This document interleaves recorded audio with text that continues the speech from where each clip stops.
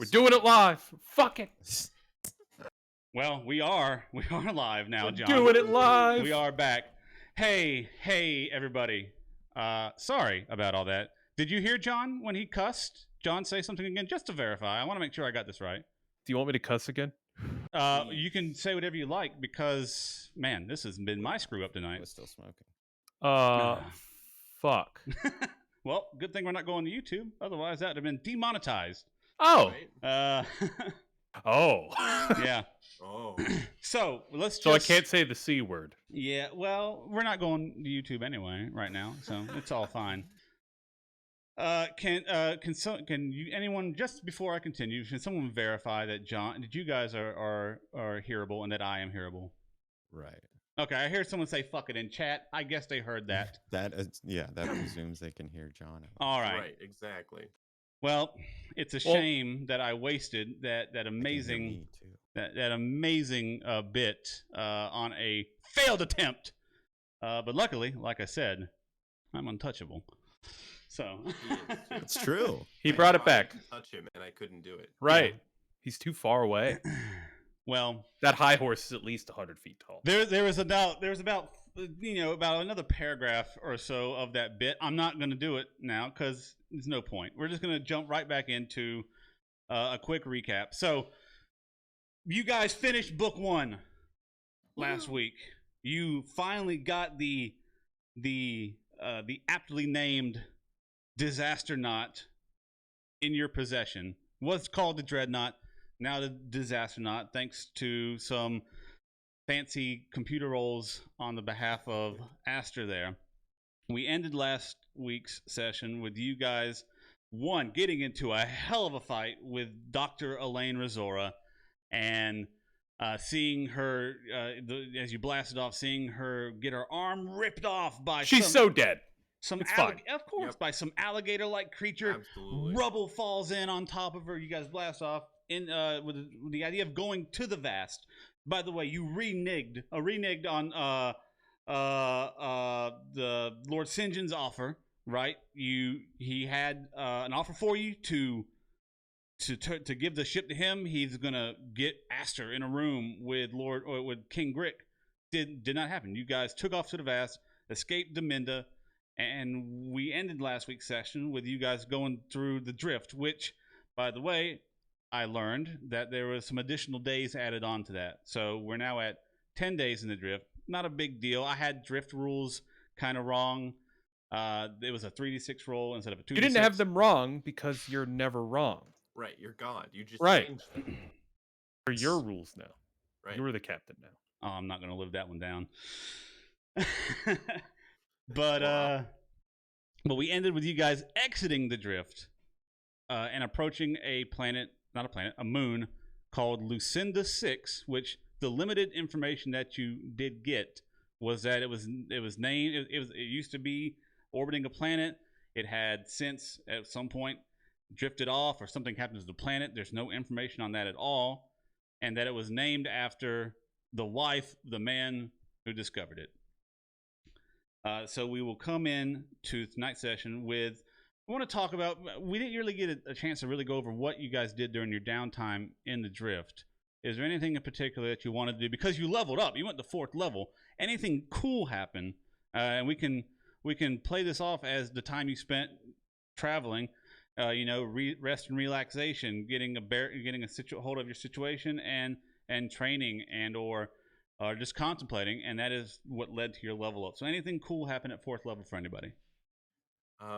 Mark has delved deep into his connection with the god and discovered that he, by tapping into the greater web of connection and information of the universe, has discovered that he can see the future a little bit and determine whether an action is going to be beneficial or not to the party.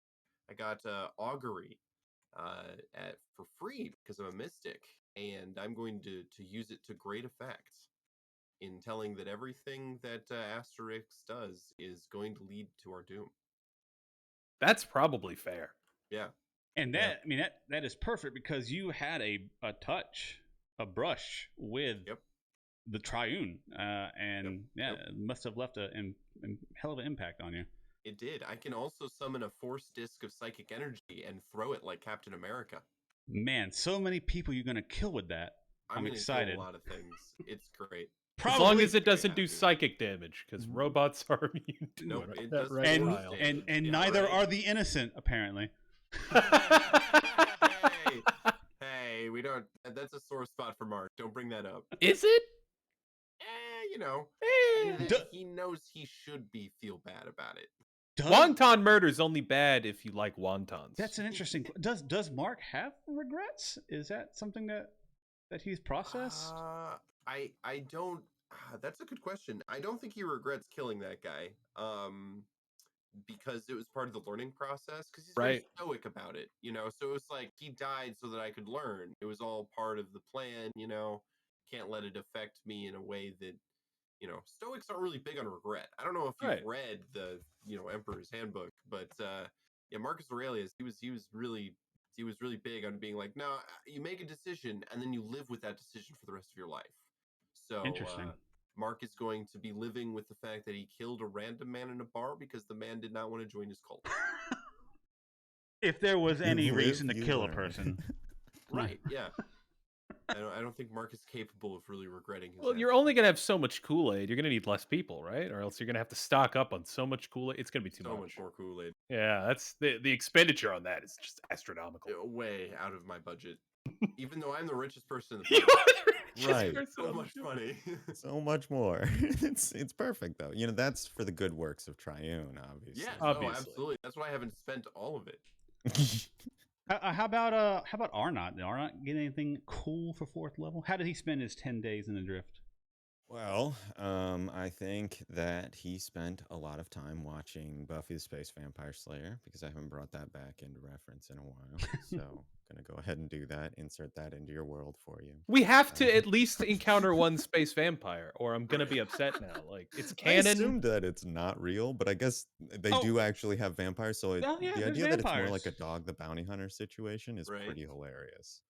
Like, I'm a fan of that. Do you mind if like Mark watches random episodes with you, like every Yeah, now and no, then? or no, I don't mind. That's fantastic. I love that. I assume you watch them with Slazag and Kirk as Uh-huh. well. I assume that they give very like, yeah, confusing commentary. And just, like, yeah, not understanding the base principles of all this. So how does she get paid and all this, or like I don't know, but yeah, a lot of very little. I imagine he's spending you know, whenever he's not up in the pilot's chair, kind of reacquainting himself with the new ship systems and things like that. And then he's meditated a bit on his whole, like, you know, technological influence on things, being able to do a bit more with his brain hole when affecting computers and whatnot. I imagine he's also engaged in a fair amount of minor prankery by using his new ability to become immune to all surveillance systems and other technologies to do things like leave warm glasses of water out that he can put Aster's hand in or something like that and leave no trace of his you So know, Aster's just been pissing himself every night and has no idea why. Why is hiding the this happening to sheets. me? Yeah. The ventilation system's smelling a lot more weird lately. Oh god. Oh, right. I didn't even think about that. You don't sleep in conventional places. Well, no, he does. Maybe but he's Kirk putting and those pea Slazag sheets are up easy. That makes sense. there. Right. Yeah. Of course. Speaking of Aster, anything cool for you this level? Thank you. A lot happened with Aster over the course of the 10 days. After getting the absolute living shit beaten out of him by literally everyone, really. Yeah, literally everyone. Aboard the Horseye orbital plate. He decided that he was far too weak to be of any service to anyone or to protect himself and his genius that he holds above the rest of everything. Oh, yeah. Because, you know, he needs to protect that brain more than anything else that was shot with a gun. Right in it. Yeah, right in it, right in the brain. So he went to Tarika, the lovely otter lady, and he asked, after hearing Slazag and Kirk talk her up as being some sort of killing machine, to teach him how to fight like she does. And she's started training him. So I took a level of operative. Oh. And then I also, going back to my grassroots, of course, I wanted to create something that would, be meaningful in the moment. So I took a whole bunch of bullshit that I've gathered over the course of our adventure thus far, and with a very, very, very good roll on my engineering check, I basically made an energy sword. Gross. Yeah, and I saw the roll. I can confirm it was It was a 29. Yeah, natural 19. Good. And with the tech workshop you have on the Disastronaut, which I got to get used to calling it now. Right? You're no longer the crew of the BD 514. You're just the Disastronauts. I can just say that. It makes things so much easier. But it comes with a tech workshop, and that cuts your time in half when it comes to creating stuff. So with 10 days and with a roll like that, yeah, he managed to create a pretty nifty sword. And it's not only just a sword I hold in my hand, it is a unfolding blade from my mechanical arm. Ooh, I didn't know that part. Gross. It is. So utilizing the old junk bot from like episode 1, I took its joints in various bits, combined it with arc pistol and some of the metal sheeting I got from the junkyard. I was able to bubblegum and blue tack a very feasibly strong weapon together. So Aster finally has a way to defend himself and is learning from Tarika how to use that. I love that. Tarika has been probably my favorite. I like Elaine Rizora as a bad guy, but my favorite character is Tarika. She's just this. She loves Lovely you guys. Southern Belle otter woman. My favorite animal is the otter, so Yeah, and that is exactly what Bernari is otter people.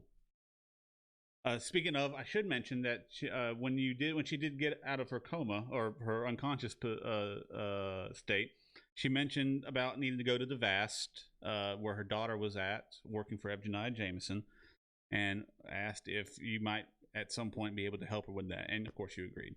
And she tried to pay us, and then Mark paid her, and then she tried to repay us, and then Mark paid her more. More money, yeah. And I think that's pretty good as a cover, talking about last time and the level up. We've let the people wait long enough. Let's go ahead and jump right back into the session. We're going to try to go a little longer tonight to make up for this lack of professionalism.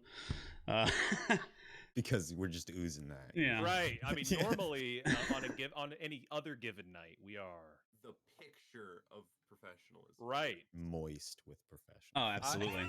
Dripping. One slopping moisture bead at a time I am of professionalism. So, as you enter or exit the drift in orbit around Lucinda 6. Now, remember, you've been in the drift for 10 days. And when you're in the drift, you are in another plane of existence altogether. Any connections, any communications from the Pact Worlds, unreachable while you're in the drift. As soon as you get out, before you can even begin to take flight towards the moon, you get a message over your computer systems. Arnott, it is Tarnold. Oh, it's Tarnold? It is Tarnold. I'm sorry, Arnott. I've just reconnected to the infosphere, and there is something that you need to see, and perhaps all of you. Right. And then he'll go over the ship PA and say, right, everyone, if you could, please head up toward the cockpit. There's an apparently important announcement about to be made.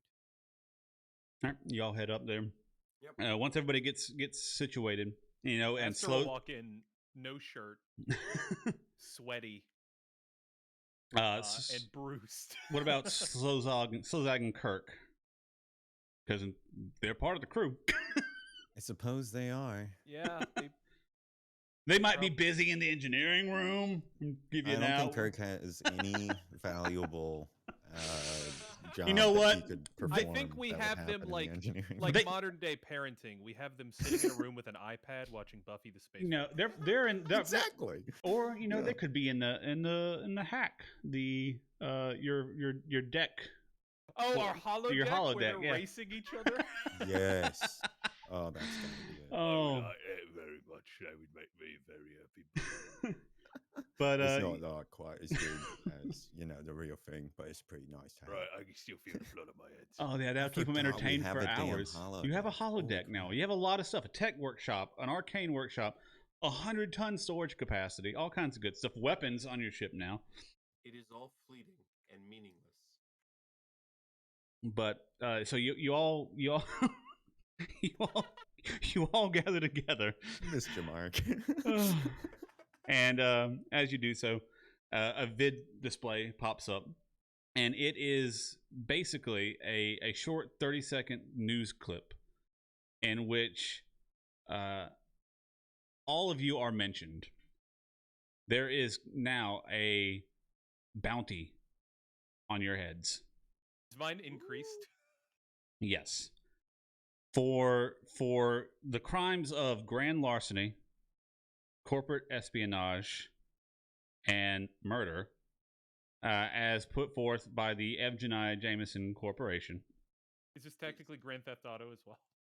Grand Theft Seller? I don't know. Grand Theft Ship. Yeah, right. Doesn't roll off the tongue as well. Or No. piracy? You could just call it piracy. Like Piracy, blanket there we go. piracy. Yeah. For Aster, you are now at 3.8 million credits. Ooh. Arnott, 4.2. Ha! And Mark 2, 7.5. Oh. Why does I'm Mark get to have a higher one than me? What did you do different than I did?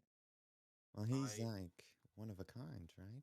Of course, also Slozag and Kirk and Tarika also have bounties on their heads as well. Each of them 2 million. 2 million. We should not tell Kirk or Slowzag about No. this. Probably not. I think Kirk has one extra credit above Slozag, and I think he'd probably kill him, or vice versa. One of them would kill the other one for sure. Regardless, I'm not certain of our fate should they find out how much money we're all worth if they turn us in. Oh, that's a good point. They Actually, still do not understand that I am not a loading droid. Speaking of money, at this point, now that you've reconnected to the infosphere of the Pact Worlds, Mark, you get an indicating light, and your bank account has been seized. My friends, the funds that I had accrued to help build our colony have been removed from my accounts. that sounds What? illegal. Well, It is not, as legal entities were the ones to remove it. Oh, Ipso facto, it was legal. right, they do have a monopoly on theft, most state organizations. yeah, I don't like that. The just decides what justice is. Like that just don't work. This day and age. Indeed. Right, and yes, generally, if you have a bounty out on you, that's expensive enough to attract the attention of an organization like Edge Corp. They own several of the banks which do this sort of transfer of funds and things of that nature, as I understand. Anyway, he shrugs. Is there a way to transfer our bounties for the amount they are worth? What do you mean, like turn your bounty in for the money? That's like turning Correct. yourself in. No, unless you want to go back. I Not don't think without. they give you the Have money though. 7 million credits. Well, not you. I imagine you can't actually collect on it. Right. Perhaps if I turned you in, right, I believe I would get the, bounty. But Are you not also wanted? exactly. You There's the hear rub. Aster tapping his foot steadily, and then it gets faster and faster. You know what? I do have an idea. Could be long term. I do have a few bits left over from the old junk bot that we got back on Planet. Maybe I could, mess with Mark a little bit, change his head, change a few of his joints and whatnot. Nothing internal, all external. And then we could turn in the fake mark for 7 million credits. That's You what want I to was give me a makeover? thinking. Yeah, think about it like you remember that episode 536, the 0.5 episode, like the midway gap, the Buffy the Space Vampire Slayer, where they have a sleepover and they do each other's makeup. Yeah, Right. It's I like do. it's like that, but instead I'm committing a crime and I'm changing your body forever. What do you think? Well, I mean, it's all mutable, right? Like, it's as much as a hairstyle in your case. It's more Right. like episode 367. I You have know, not when Buffy seen gets a new episode look. 367. As you Right. know, I only watch the prime numbered episodes. Of course That's you a would. prime number. Of course you would. I don't know how prime numbers work. I shouldn't Ah, pretend. ah. Was a liberal arts major. Join the club, pal. Yeah. They have team jackets. They're embroidered. So, as you are having this conversation, obviously you're in flight towards Lucinda 6. And something you all notice now that you're all up on the bridge, because you have a bridge now, is orbiting around Lucinda 6. You see there is, from the direction you have approached, a massive starliner. This is a ship that is capable of transporting 20,000-30,000 people easily. A cruise ship of space, if you will. That seems to be orbiting around the planet, or the moon. I keep saying planet. But everybody make a perception check.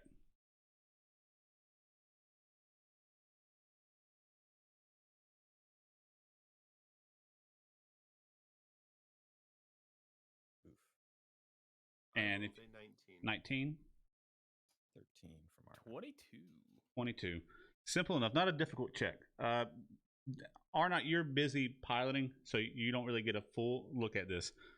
But Aster and Mark, you notice that this ship, while it is orbiting the moon, does not seem to be powered, as it seems to have no power coming from it at all. It's orbiting naturally around it, and two, it appears to be derelict. There's parts that have been damaged. The hull has been breached at certain points. All three of you would notice that the moon Lucinda 6 is traveling to, you don't necessarily see any large civilizations as you're approaching. What you read out on the moon said that there are people that live here, but you don't see anything. There is a large dome-like structure. That's probably the only sign of civilization that you see. But as far as like there's not an atmosphere. It's very much like our moon. It's very much like just a wasteland of a moon with this singular dome-like structure. It seems to be established inside of a larger crater. And as you approach it, you can see that around this dome-like structure, there are several smaller spaceships around your sides, starships, that seem to be parked around it. Right. So, shit, I just blinked on her name. That's killing me. Otter lady. Tarika. Rat lady. Tarika, thank you. Tarika. Right. So Tarika, is that, or are you familiar with the facility we're trying to reach here? Does that seem like the one? Oh gosh, no. This my daughter's out in the vast. We're not she's quite out there in the yet. vast. I don't know much about Lucinda 6. I'm sorry. I was mistaken. That's my bad. Was Caesar shown on the bounties? Picture wise, no. If you go back and look through it, where it talks about a little more detail about it, it does say that Aster is accompanied by a mechanical droid. Okay. And, I feel like we're gonna have some problems if we need to refuel, because we are now all incredibly wanted men. I don't know how fast these bounties and word of them travels, and I don't know if a normal citizen is just gonna want to try to collect bounties against people who they might assume are horribly terrifying, which is not exactly us, but they might think it's us. sure. Actually, what in compared to an average bounty, like, are we on the high end, the low end? Is it like, Yeah, that's a good question. does it seem like that's a lot for a person? Or Make a culture check. sure, Or you can do a computers check to search the infosphere. I will do that instead. I can do that as well. Okay, go ahead. Much better at With- computers. Oof, solid. I have Nice. I have a very interesting new computers skill bonus.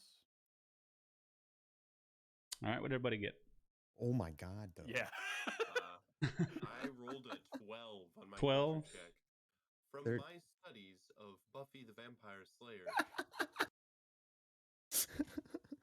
I've got 30. On 30, my okay. computers check. And Mine is a 27. 27. With I'm your trying to damn get everybody in the perspective. habit of saying it on live in case people are just listening. right? You know. Yep. So yeah, with those numbers, easily enough. You have a little bit of difficulty there, Mark. But Aster, you go to bounties.com and and you sort by high to low, and you guys are in like the 20th percentile. They're pretty high up there. Ooh, okay. All right. How high is Captain Grigg? Funnily enough, his is set at 32.5. Million? Yes. Wow. Ooh. That guy's wanted. Aster is going to Aster's going to connect to Mark's interface and use the Okay. printer in his stomach. And he's going to print the bounty for Grigg. He's gonna walk over as the printer sounds are ebbing off from your stomach. Aster, I told you that I do not like that when you access my mainframe without my permission. Sorry, you're you might be the only printer. I haven't really looked for a printer on the ship, but you do it enough. I thought it was like a normal thing for you. No, I am a loading droid. I am not a printing droid. You need to stop lying to yourself. You're not a loading droid. You're far scarier than that, I think. What would you define Right. me as? Please, I'm interested. He'll put on the biggest shit-eating grin. A friend. And then he'll rip the bounty off and walk over to the fridge, and he'll plaster it up Nice. there with some gum that he's chewing. Now, something I do want to point magnets. Why do you? out, just because you haven't had a ship like this before, with the Disastronaut and with the systems that it has, you have a pretty decent scanning system on your ship, which means not only can you scan planets, but you can also scan other starships as well, if you'd want to do that. And with the Disastronaut, you get a +2 bonus to those rolls. It's got a pretty good computer system. What do we? So the, what is the fuel situation here for the old Disastronaut? So the issue that you have, as far the power cores and drift engines and regular thruster engines have a pretty long life expectancy on them. You're not necessarily in danger of running out of fuel. Your situation you're in now is that traveling to the vast takes a lot longer with a basic drift engine. Okay. So we don't need to refuel. You don't necessarily need to refuel, no. Do you But think you that don't we have any could- supplies either. Do you think we could salvage some supplies from that derelict ship in orbit? I think that there's at least a decent chance that it's fairly well picked over, but if it's been here for any extended period of time, but it's likely to attract less attention than visiting the station. That's for sure. Correct. Well, I could go in my cooler seat with Caesar, and I could try to pick us up some. Well, we don't really have money now, do we? No, we are broke. Right. You do have stuff you can sell. You picked up some pretty decent stuff through your excursion true. to Evgeny Jameson. Asterisk. Remember that Yeah. time you told me that you have sold your body? Would you be interested in doing that again? I told you that in confidence, and I don't want you to bring that up in front of everyone else. And You're just no, like, that's a "Ooh." time before this. Okay, I was really desperate at the time. this day and age, things are a little different. I am not sure I understand why you are so embarrassed about it. You own your body as an object. Should you not be able to sell its goods and services? You know, I like to keep my goods on me these days, in my pants particular.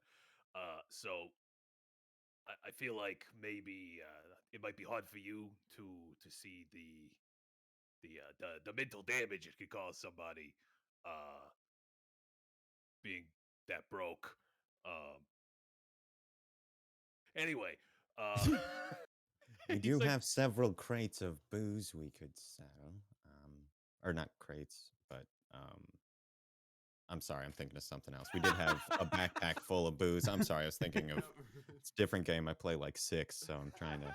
They're meddling together. I know we stole like a mini fridge worth of booze in this Yeah, one. I you got believe. a gold model of the ship. There's the little Yeah. ship model as well. I don't want to sell that. That's not going to mention it. Right. yeah, I wouldn't know either. So, Oh my God, that's a good Yeah, point. everyone else. Excellent. Yeah, you're the only one who knows. you I'm know, sure. I do have an option, and you're probably gonna hate it, but Probably. we might not have any other options. How do you guys feel about being pirates, at least for the interim? Well, I suppose we are self-employed now, aren't we? Most pirates are, in fact, self-employed. You know, we don't get a lot of benefits, but you get a lot of shit. And we can I require clarification on the term. When you right. say pirate, I have watched many media files containing various various characters that have fit the pirate motif. But Yeah, I am Pirates of the unsure. Caribbean 6. 1,000. 100 million, yeah. Still starring Johnny Depp for some reason. Yeah, right. Johnny Depp. They is the started man. cloning him after the first 300. It's Well, you see, a pirate is someone who needs stuff and doesn't have a way of getting stuff easily. So they take other people's stuff in place of buying said stuff. So basically, what it is you get free stuff if you're willing to work hard for it. You know, put a little pep in your step and really work hard to earn other people's shit for you. like I see. repoing. Right. It's only, like repoing, but we keep you it. know, yes, it's not because they haven't paid any bills or something. It's just because we're taking their stuff. I see. Are we going to be the kind of pirates that kill the crew after taking their things, or are we going to be the kind of pirates that let them live? Oh, I don't want to kill anybody this day and age, you know. Except for Elaine, that man, I'll never forget that. You know, I could sleep soundly at night thinking that she's dead. But I'd prefer not to kill anyone if we can help it. And I don't really know how I feel about the whole pirate situation either. I mean, that just seems wrong. From my indication, you are only 10% part of this crew. Therefore, your opinion is only valid insofar as we will take it under consideration. Thank you. Right, as the Wow, new Tears board of well in her directors eyes, here. and she turns and leaves the room. Tarika. Mark, that was a bit harsh, perhaps, but I understand his point. We are, as such, sort of the board of directors of our own independent enterprise here. The world is either a mindless binding and loosening of atoms, or the unity and order of providence. Are those really mutually exclusive? Yes. Right. Well, my thought is we can't make money legit now. You know, we've got big bounties big enough for anybody to try to turn us over. We don't want them to track where we're going, so we don't want people to see us. I think we might only be able to make it through this if we can get enough supplies to survive out in the vast. And would I be privy to the knowledge from my pirate background as to if like vast exploring ships are well stocked? They typically have to be either well stocked or with a very powerful drift engine, because traveling to Absalom Station, as per the rules of the system, never takes more than 1d6 days from wherever you are in the galaxy. Vast, near space, Doesn't matter. 1d6. But traveling anywhere else within the vast, regardless of per the mechanics, if you go from anywhere from vast to vast, it is at 5d6 roll. If you go from vast to near space, 3d6, etc., etc. Okay. So either ships have to stay relatively well stocked, or they just have to have a good engine, because better engines cut that time down significantly. So if that's the plan, it's only an option. I don't want to make a call here, but I want to leave it on the table. If that's what we're doing, then we're gonna have to target ships with low grade drift engines, because they're gonna be the ones that actually have stocks. Aster, you can make me a culture check with a bonus from it is pirate related. Okay. So it reduces the DC. Reduces the DC 25. 25. Yeah, easy enough. Rolling hot tonight. So as you're having this conversation, it's the thought of piracy that sparks this in your mind. You're like, wait a minute, Lucinda 6. That rings a bell to you. You know from your times in the flotilla, you've heard mentioned, not necessarily from the goblins, from your people, but through other pirates that you have had interactions with, that on the border between near space and vast, there is a place. You may have heard Lucinda be mentioned once or twice, called Vagrant's Hollow, which is basically like an outlaw's paradise kind of place where people can go and exchange information, pick up jobs and whatnot. And there's that connection between that and this moon in front of you now.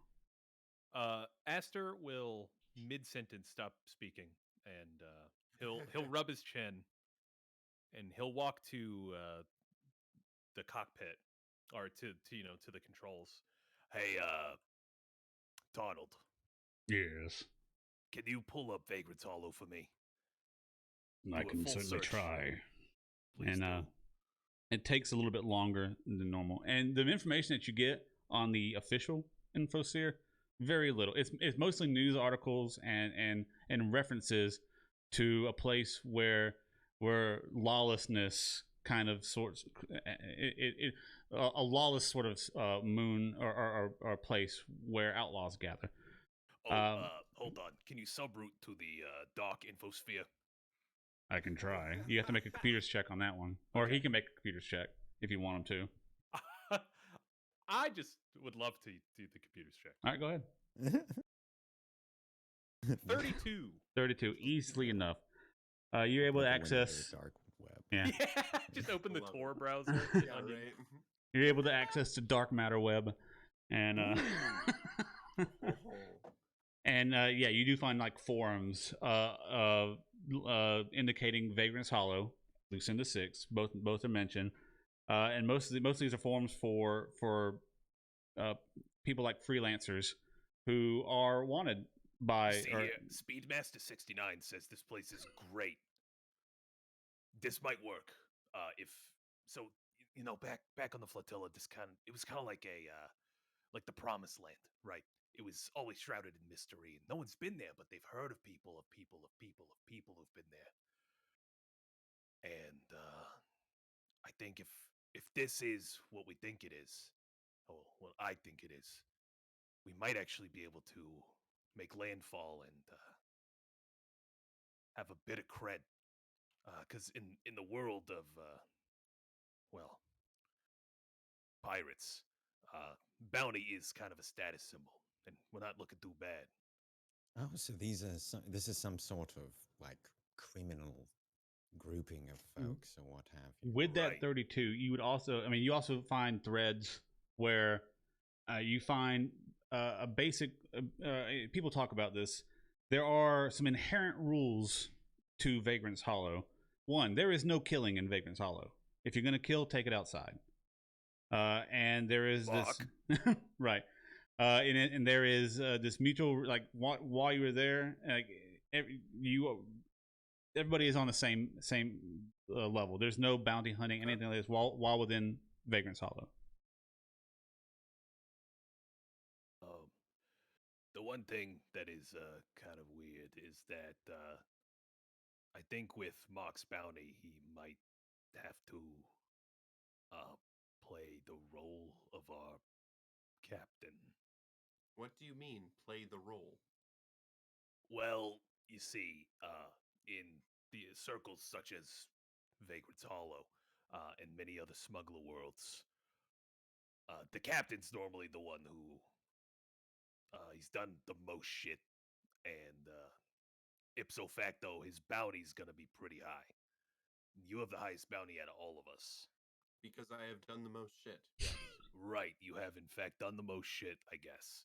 Therefore, I am captain. I would dispute that, but you know, we're gonna. Is play that where it really lands. how it's settled? Well, it depends on the world. That's just what I'm used to. And again, you know, this is all just whispers in my ears.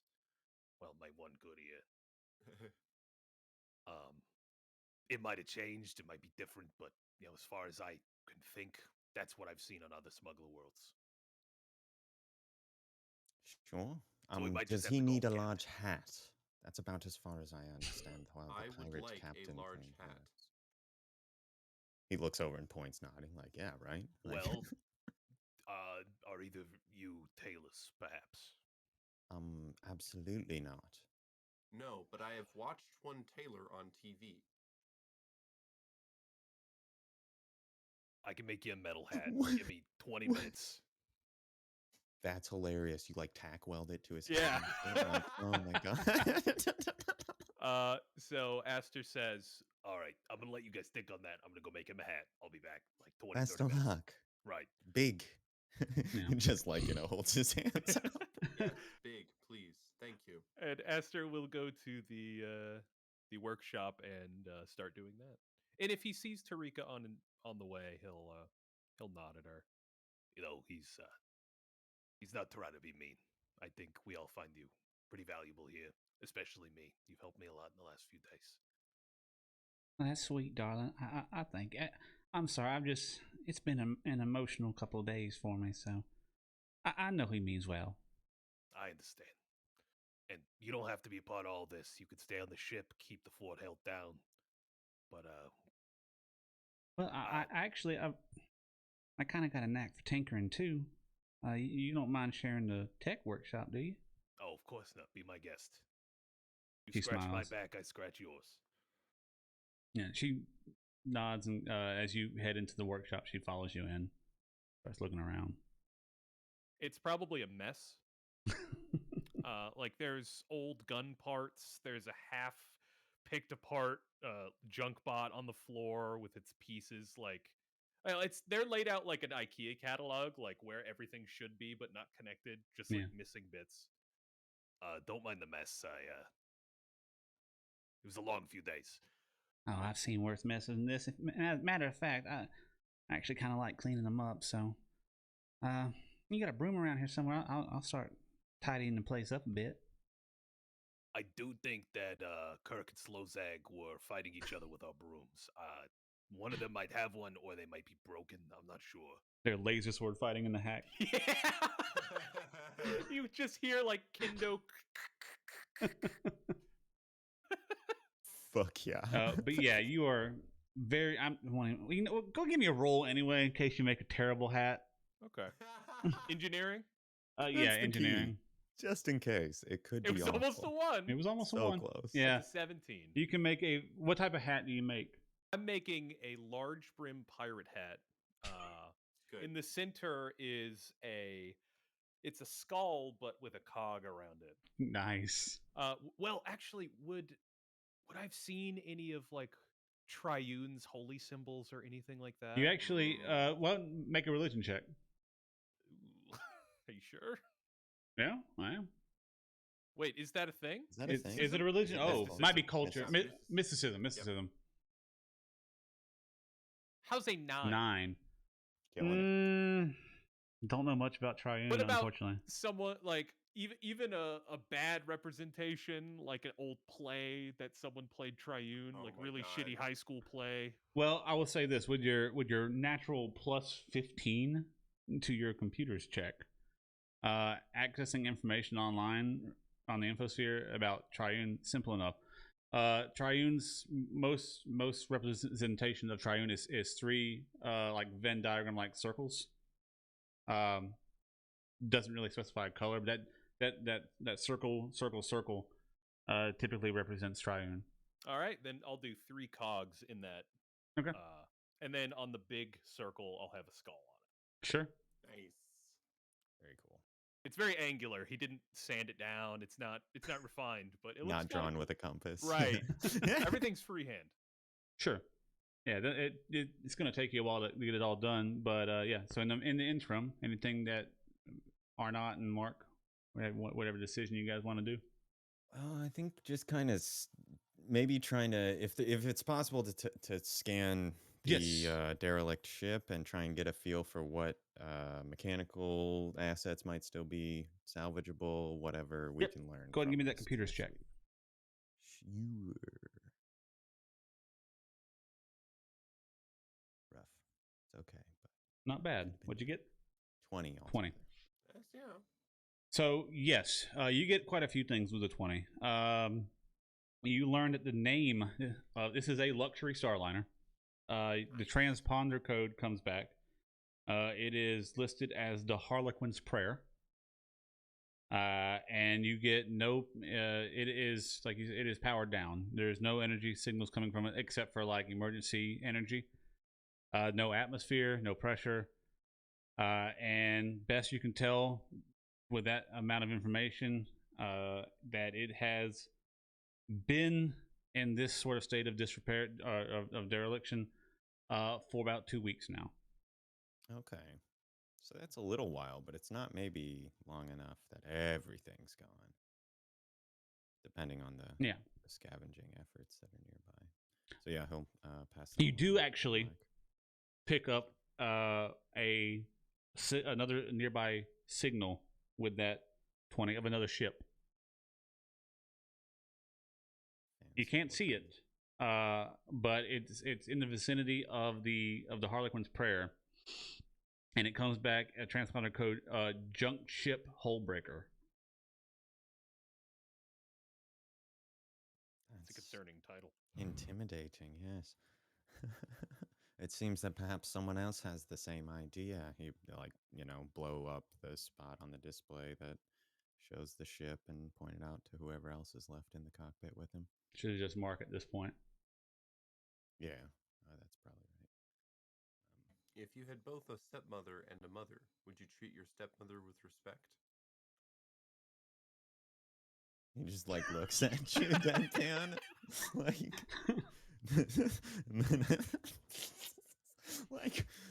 he says, right. I was sort of bred in a pod, so those sorts of things. You're sort of asking the wrong person, I suppose. Pod person. I see. Even. Pod person. It's like asking you. Nod slowly. Yeah. Through the time it takes you to scan and going through a thorough listing of the ship, I'd say about this time you come back with your hat, Aster. Just as the information about the other ship comes up, and you immediately know this name, Aster. This is a junk ship of the Fleet King's flotilla. Oh no! What? He drops the hat on the ground. Pung! Yeah. It's okay, Aster. It is not that bad. No, not the hat. Thank you. The Hullbreaker, that's from Grig's flotilla. What? Those are space goblins.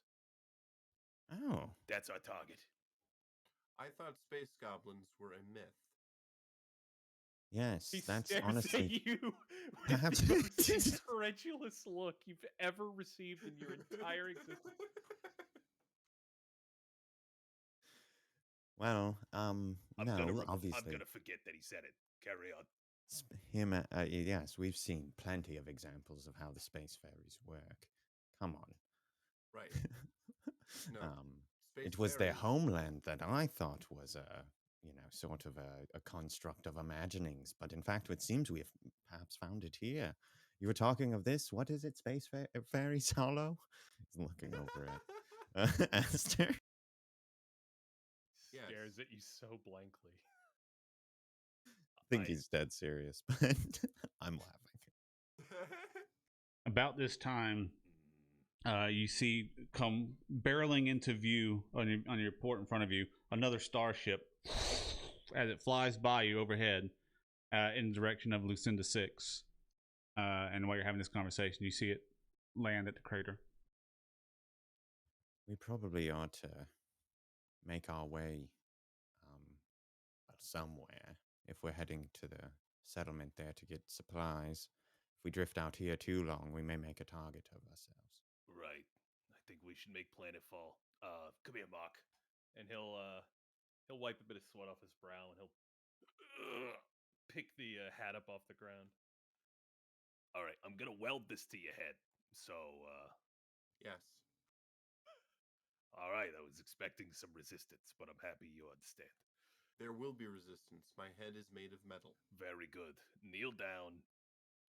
And Pretty almost good. ceremonially, he will bestow the hat onto his head. And for a moment, it's like Arthurian legend. And then you hear a tack welder. Oh, Yeah. that's quite bright. You could have warned. He doesn't have a mask on. He closes his good eye and looks with the other robotic eye. Yeah.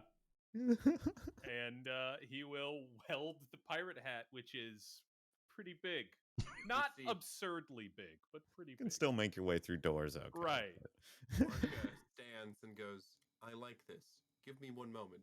He stops and you see his eyes switch through a few colors until they stop at red. And then he goes, yes, this fits.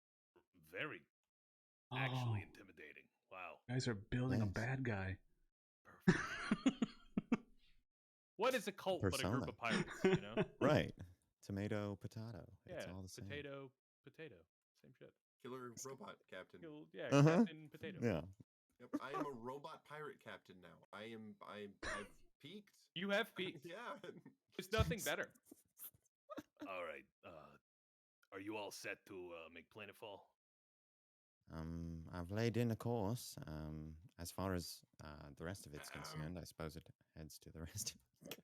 He sighs like,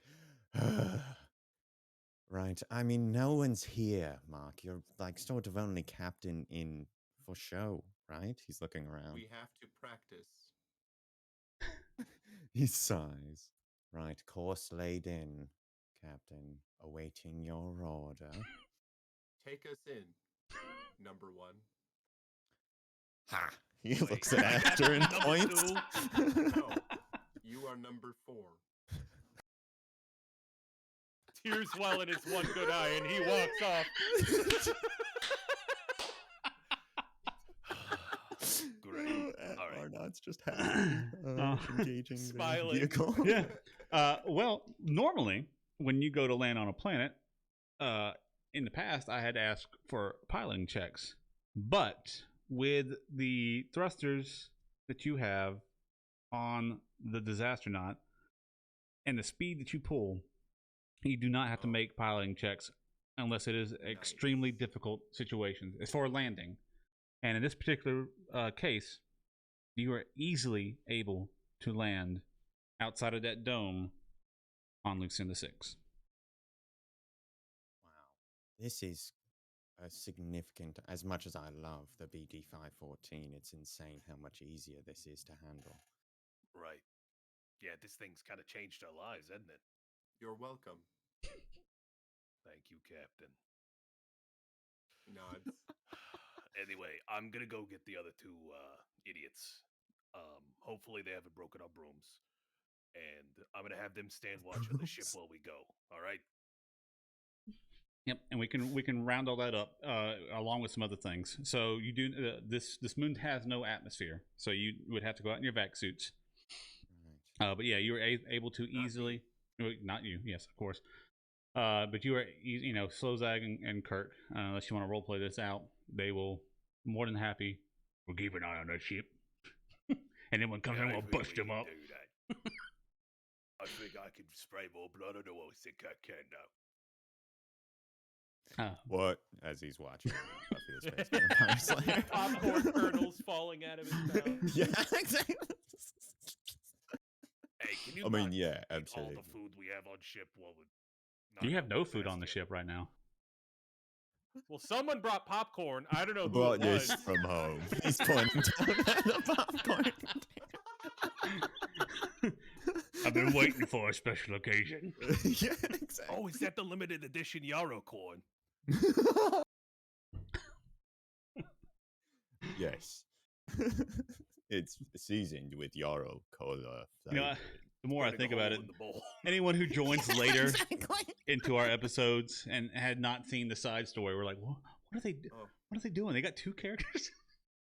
Kirk's sponsored by Yara Cola. So Slozag's trying to get sponsored by Yeah. yarrow cola. He likes the benefits. I mean, I guess he's probably not anymore, technically. But he thinks he is. Right. That's close enough. He'll still He shill. still believes, yeah. All right, you guys have landed. What would you like to do? I go out first. All right. Okay. You There's a exit big out. sweeping like Hmm. after you. You exit out into a barren landscape within this crater. You're about you managed to park about 200 or so feet away. There's several starships around. Almost like there's like organized parking, so to speak. You do see now that you've landed and gotten closer, there are A valet. not a valet, but in the cardinal directions. Of course, there's a dome, but in the cardinal directions around the dome, there are these towers that rise up that have these automatic mounted turrets on them that seem to be constantly going around, swiveling around. But yeah, I think with the exception of Aster, I don't think we haven't really experienced a no gravity sort of kind of situation. No, I say no, a low gravity situation because there's no atmosphere here. So that there is, if you were to get into combat, there would be a change in that. But right now, it seems there is nobody around. But yeah, this is definitely a new situation for maybe some of you. What would you like to do? Oh my god. Oh my god, oh my god, oh my god. Yeah. I'm gonna fall away and die in space alone. Oh my god. He's just like looking up in horror at the like emptiness of space. I will note that Caesar's hand. as you're walking out, you see you hear from behind you the door open again. The door open again. Tarika also comes out in her vac suit. Well, I figured since we was going in, I got to do what I do best. I'll ask around and see if I can pick us up some jobs. Tarika, Yes, Mark. I would like you to know that I do not value your input at all. I just want to make that clear. Mark. That's so hurtful, Mark. Why would you do that? Mark, I don't understand. Who does that make number 2 and 3 then? I sort of assumed she was somewhere in there. I understand I haven't done a whole lot to earn your trust or approval yet, but I'll work on it. You do that. Number 5. Wait, This so captain you're telling thing me has that gone right to his head. Kirk and Slozag are high in the... Never mind, let's just get No. into the city. They are not even on the ranking. Number 2 is, of course, Caesar, and number 3 is, of course, Tarnal. Of course, obviously, he just nods. Like, that Great. makes the most sense ever. I think there's some racism involved here, but You we're gonna may forget be that onto for now. something. You're only half robot. I have placed Arnold, or sorry, oh wow, Or not. Arnott, yeah, Arnold. I have placed They are Arnott close. at number 1. Therefore, I am not a racist. Simple math equation. Correct. Aster's just gonna start walking into the Yep. space, jumping. I have biological friends. Right, I mean, I sort of pushed that boundary a bit. No, you don't. Okay, clearly you're not wanting me to continue that. Sorry, Captain. Caesar grabs Arnott and starts like bounding a little bit. Oh, God. Now that you've begun making your way forward, you do notice that you kind of joked about it a little bit with the valet. There's not necessarily valet out here, but you do see individuals in this kind of parking area around this dome. And these are very particular individuals because they do not seem to be wearing vac suits. In fact, they are not protected at all. And as one kind of shuffles by, like kind of dragging this like trash can behind them, sort of thing, you see that these are all undead. Huh. That's recycling for you. Well, get used to that because they're cheap labor. Right. Mm. Sorry, Kind sir. Thank you for your service.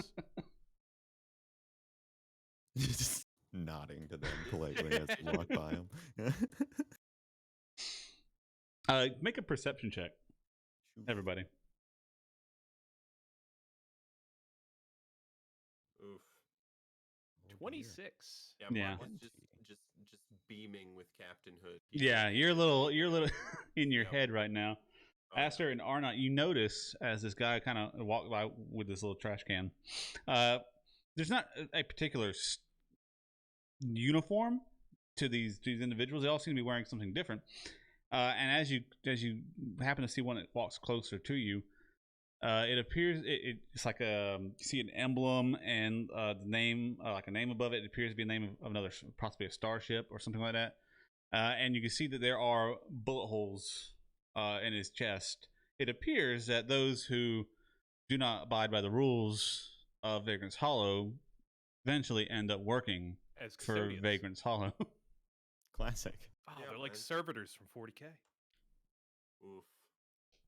Opening doors and stuff for the rest of your existence.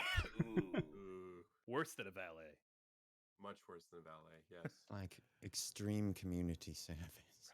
All right, so I'm going to go over the rules again. First and foremost, no killing. Second Gotcha. and also foremost, no bounty hunting. I'm not Play sure by the that's how it rules. That's not how that works at all. It doesn't Almost matter. is. Follow the Okay. rules, or else you're going to end up like them. Maybe not you, Mark. I don't know what they do with you. I will Got be it. revered. Okay, very good. So, everybody play the part.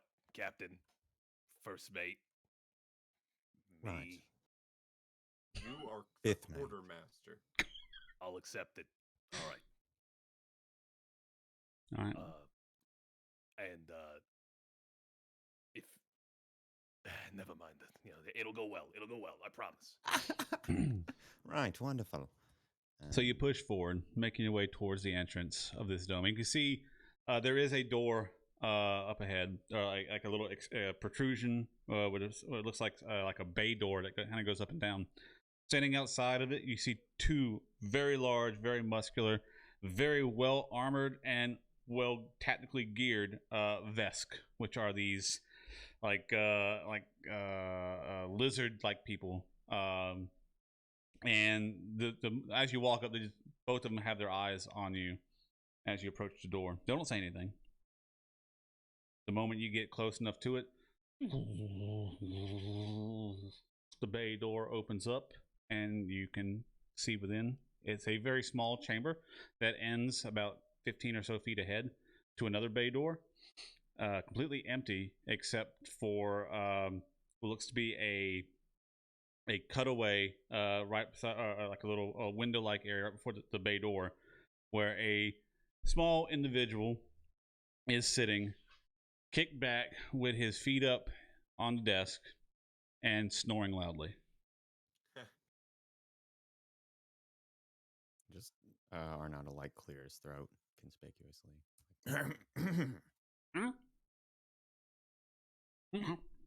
You see this individual begin to stir and sit up, and you see before you this. Those of you who are familiar with Starfinder would know this is probably one of the most popular races, most well known. A furry, Stitch-like individual from Lilo and Stitch, with instead of two arms, two short little stubby furry arms, there are 6.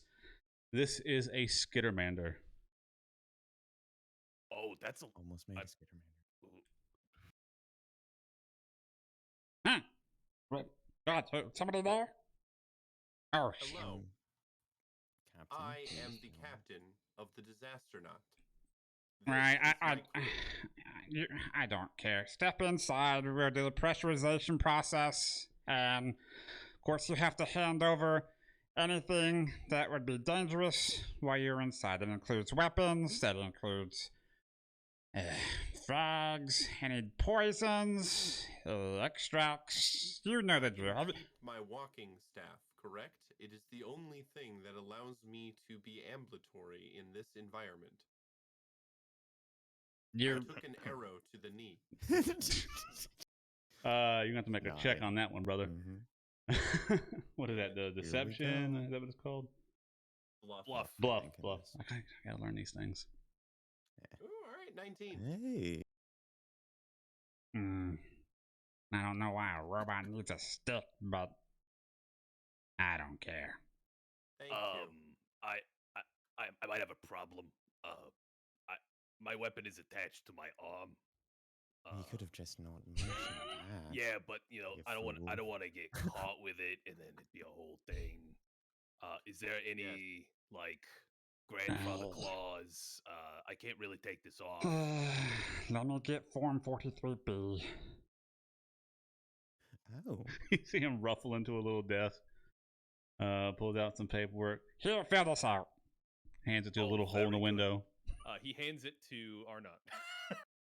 He's just like kind of grinning because it's been over 2 weeks since the last time he got By the way, as you stepped inside, the door behind you is shut, and you hear these sounds coming from either side as the fans cut on and the pressurization process begins. And what's your mother's maiden name? Asked. You could just fill that out as the flotilla. And right. the flotilla. Yeah. You're a great. I have been known to run in circles with Grick, yes. Oh, well then you'll be pleased to know that there is a hub here in Vagrant's Hollow that has been set up by the flotilla. Oh, very good. Very good. And who might be here? I don't know. The place. Okay, very good. Helpful. Thank you. Good knowledge. Yeah. 3'5", 62 pounds. Blood type. That's the last one. I think I wrote please on it the last time I filled out a form. I'm not sure that's. I believe that goes in a different category if you're trying to be a shit. Mark, what's my blood type again? Since you know everything about me. Scanning. Mostly oil. Got it. You could write he writes that down. Yeah, but you fill out the paperwork. 10W40. You hand it back over. He looks it over. Takes a little stamp out. Stamps it. Hands you a little a wristband and put it on your. So it can't come out. Right. Very good. Alright, is there anything else you have not disclosed? I can kill people with my mind. You and like 80% of the people here. Okay, good. Wonderful. Then I'm also a little capable. Why would you have us give up our weaponry? I didn't make the rules. I just work here. But nods. Pat's mark on the shoulder. If you wanna contest those rules, you need to go talk to my brother Sketch. I'm sure we'll talk to him at one point or another. Let him know. I think it's stupid. Like, really, you can kill people with your brain? I can't stop that. No, I would like to see you try. I wouldn't know. You look very, very, very antagonizing. I am. Those red eyes, they just, spook me. Yes, right. The hat needs work, though. All right, can we stop nagging on the hat for 5 seconds, Captain? Perhaps. Very good. Right. Small, skittery creature, where would we go to get supplies at a very cheap value? Well, as luck would have it, you go see my brother Sketch. Great. He seems to be knowledgeable in a great many things. He owns the only shop in town, the Sketchy Situation. I am disinclined to shop at such a outlet? Aster. Oh, you better head back to Absalom then.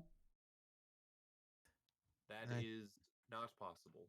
Captain, I think we should give the shop the benefit of the doubt for now. And Very well. Yeah. Processing. I would second that recommendation.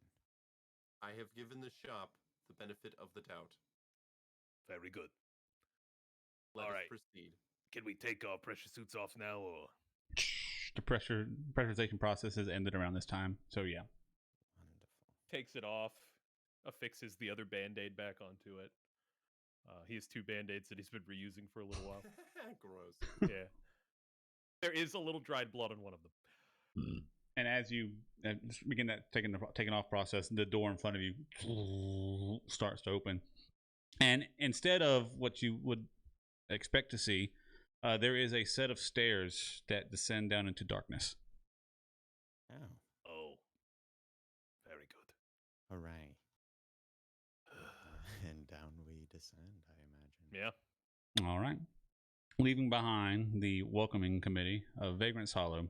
And of course, you're seeing posted on the walls the rules, no killing, yada, yada, yada. The stairs continue to descend and descend and descend till you get about 400 feet down. Quite a ways. And you get to the end, and there is another set of, or another bay door, which is, it's been all metal and gray metal so far. The door opens up, and immediately upon opening up, you are blinded by what looks like daylight as it opens up, and completely open, sitting in view of all of you, looks to be a scene straight out of the American Southwest.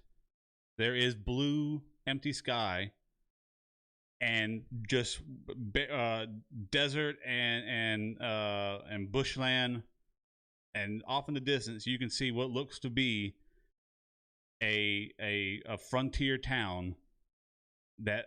And then you see a sign that says Vagrant's Hollow, and and this is on wood, and points towards it.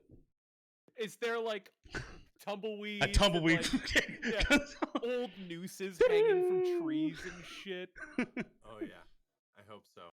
I can only. You can make engineering or computer check to figure out what the hell is going on here. I think I have a theory. I but, also have a theory. Yeah. I would like to see if Arnott has that same theory. 30 on my computer's check. 30. It is the thing Well. I do best, and only the thing I do. Ooh. 29. Oh. 29. A race to We're the neck top. neck. Yeah, both of you. First of all, in awe, because as far as you're to the horizon, you got this pristine southwestern U.S. kind of desert feel, American Southwest feel. But you look up at the sky, and although it is very, very impressive and unbelievably realistic, you can see that this is either a hologram of grandiose production, or something related to that. This is quite an impressive facility. It's like that old vidpic, the Truman Show. Like everything looks real, but it's pretty fake. It's like the holodeck. I mean, Right. That's actually quite an interesting strategy for, I suppose, entertaining your guests. Well played. He's like, yeah. Should we, I guess, make our way toward that general store there, or what have you? Maybe we'll Like have to get a grins. wagon. You hear Mark, there's a couple of clicking sounds. He goes, "Righto, little buddy." I don't. I'm so glad I found all those classic westerns. Downloaded them for Mark. Tarika goes, I do declare. All right, let's giddy up. And he'll start moving forward. Yes, we ought to get along, little darling, or what have you. Just like air quotes or something. Oh, yeah. Wonderful. So yeah, you make your way into town, and as you get closer, you can see that now there are, in contrast to the setting, some, not all. In fact, you see individuals of various races. It seems fairly busy, give or take. Outside right now, as you get close to Vagrant's Hollow itself, maybe 30 or 40 individuals, some of which still dressed like you. You could tell they've arrived, or at least they're travelers who have or comfort to pick up or drop off or pick jobs. However, like some of the most adamant cosplayers you've ever seen, there are other individuals here who are completely dressed for the part. I'm talking cowboy hats, leathers.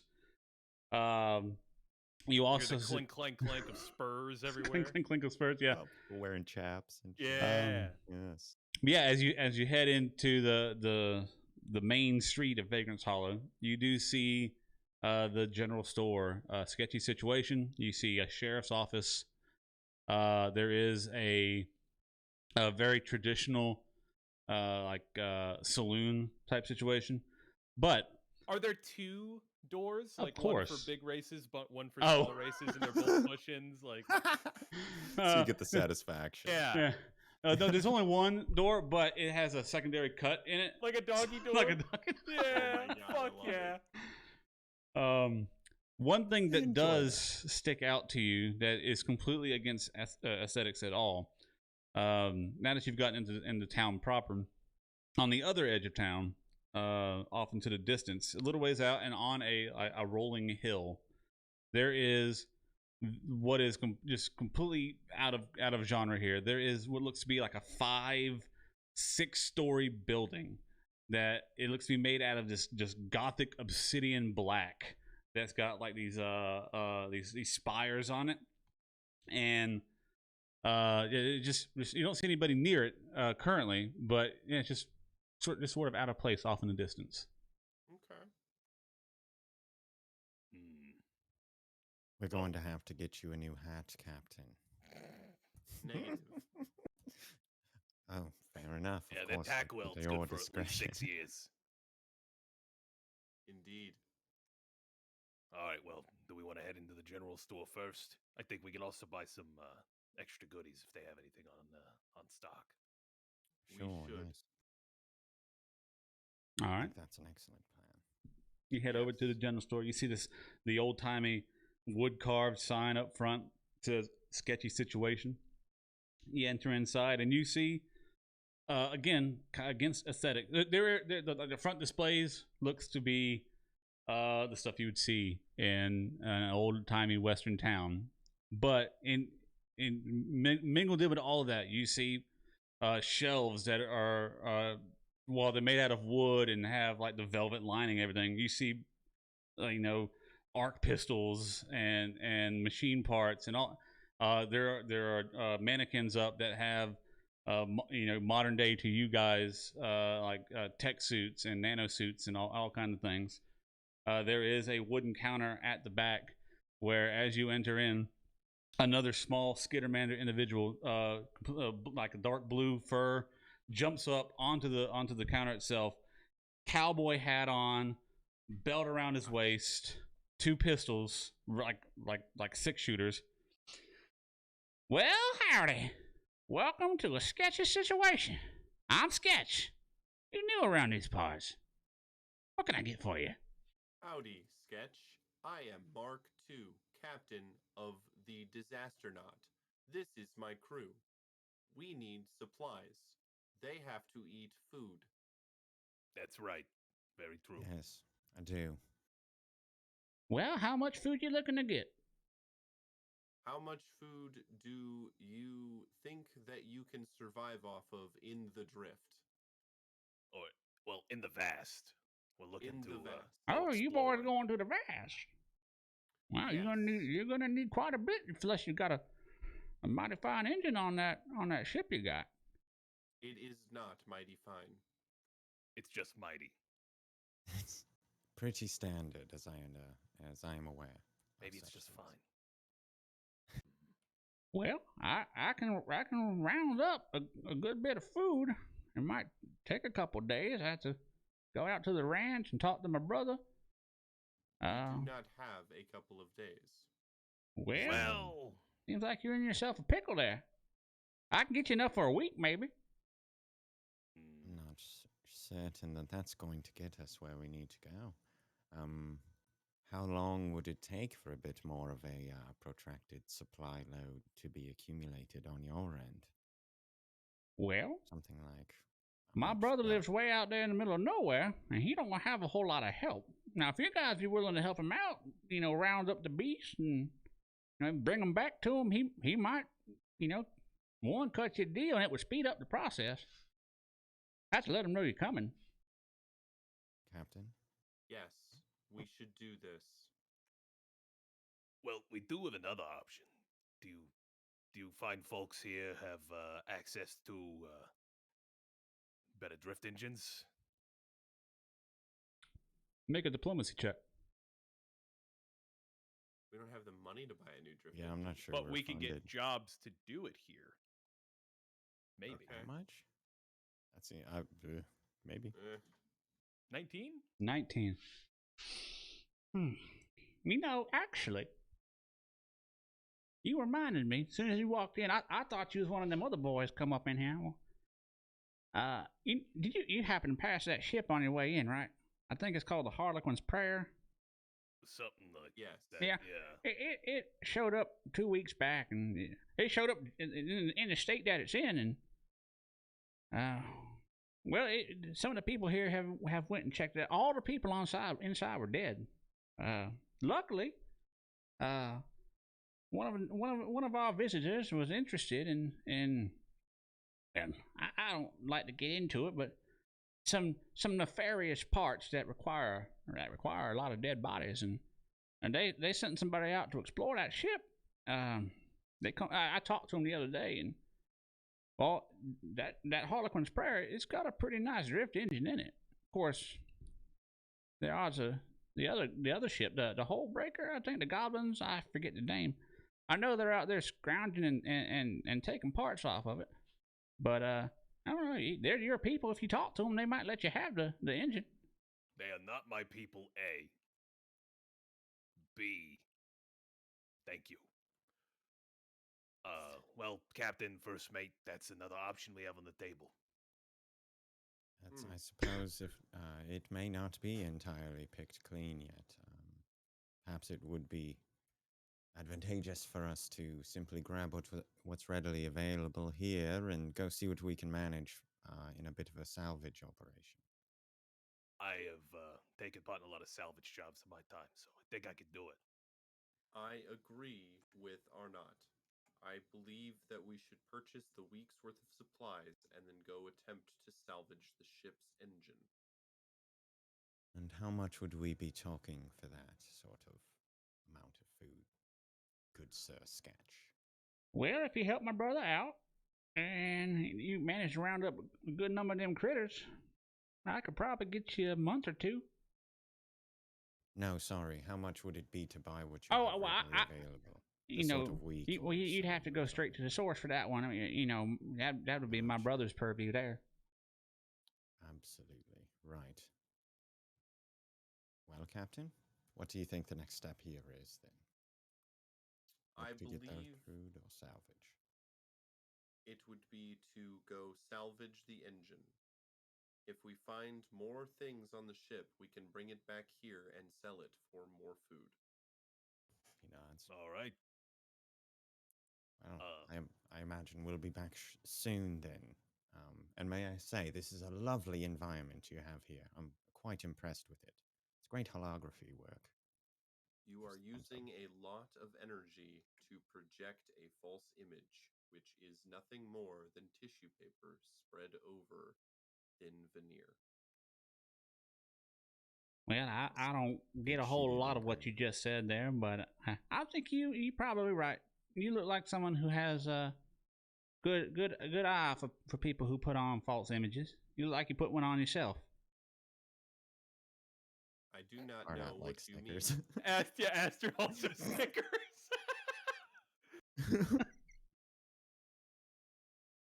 Well, I mean, I'm glad I could help you course. out. Is you don't want to buy anything at all? Oh, well, I think, and he'll look down and like pull on the coveralls, like the old EJ that he scraped the insignia off of on his chest. I think we could probably use something a little bit more survivable for our future endeavors. Do you have better armor, better armored suits, maybe? Arnott's like turning around in his sweet stolen guard armor, and it's like, Right. mine's quite all right, actually.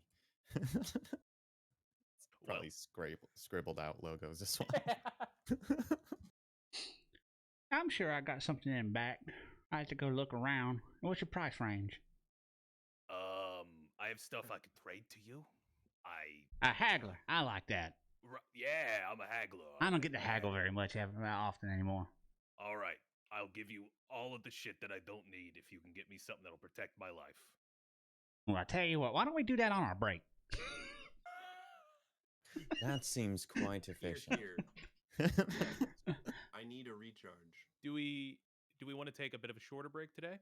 Yeah, I think so, Or I mean, yeah. if that's that makes If sense. everyone's cool with that, Yeah, I'm fine with that. do like a 10-minuter. 10-minuter.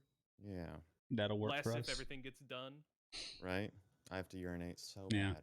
Me too. And normally I would have music on during the interlude, but can't worry about. I can't get it to work Yeah, tonight. it's either you hear us or hear the music. And, Yeah. Right. Maybe you want to hear the music instead of us, but Oh, I'm gonna mute Yeah. you guys regardless. Yes, Spotify. yeah, But, right?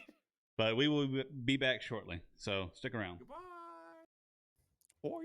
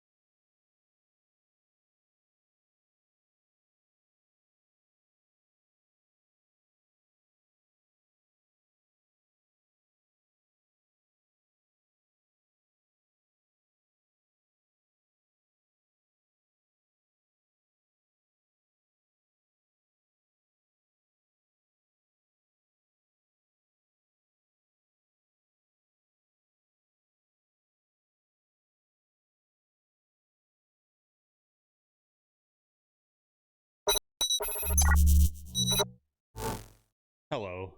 We are back. Everybody say hi. I want to make sure that I got you on Hi. audio. Hi. There we go. Thank you for sticking around. We are back from break.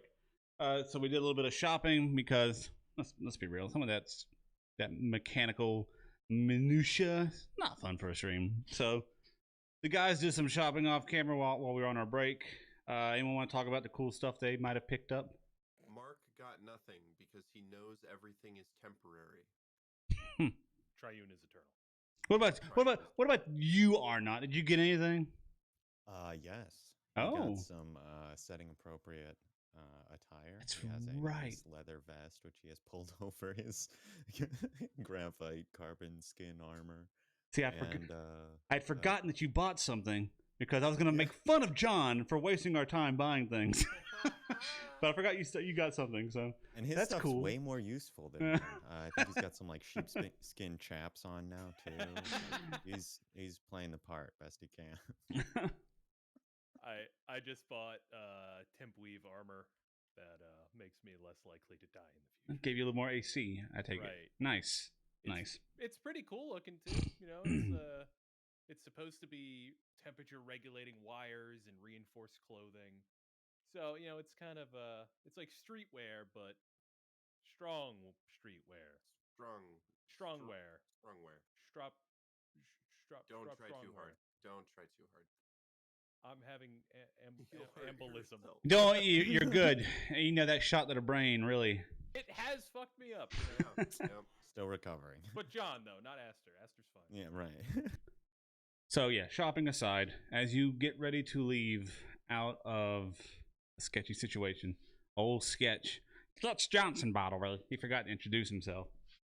He comes out and goes, now, in order to make sure you are fully aware, if you decide to go and pick parts away from the Harlequin's Prayer, you're still within the territory of Vagrant's Hollow, and someone else has already laid claim to the ship. Now, you might, if you talk to her, she might actually feel for your situation, and she might give you permission, but I can't send you away knowing that you're going to steal from her.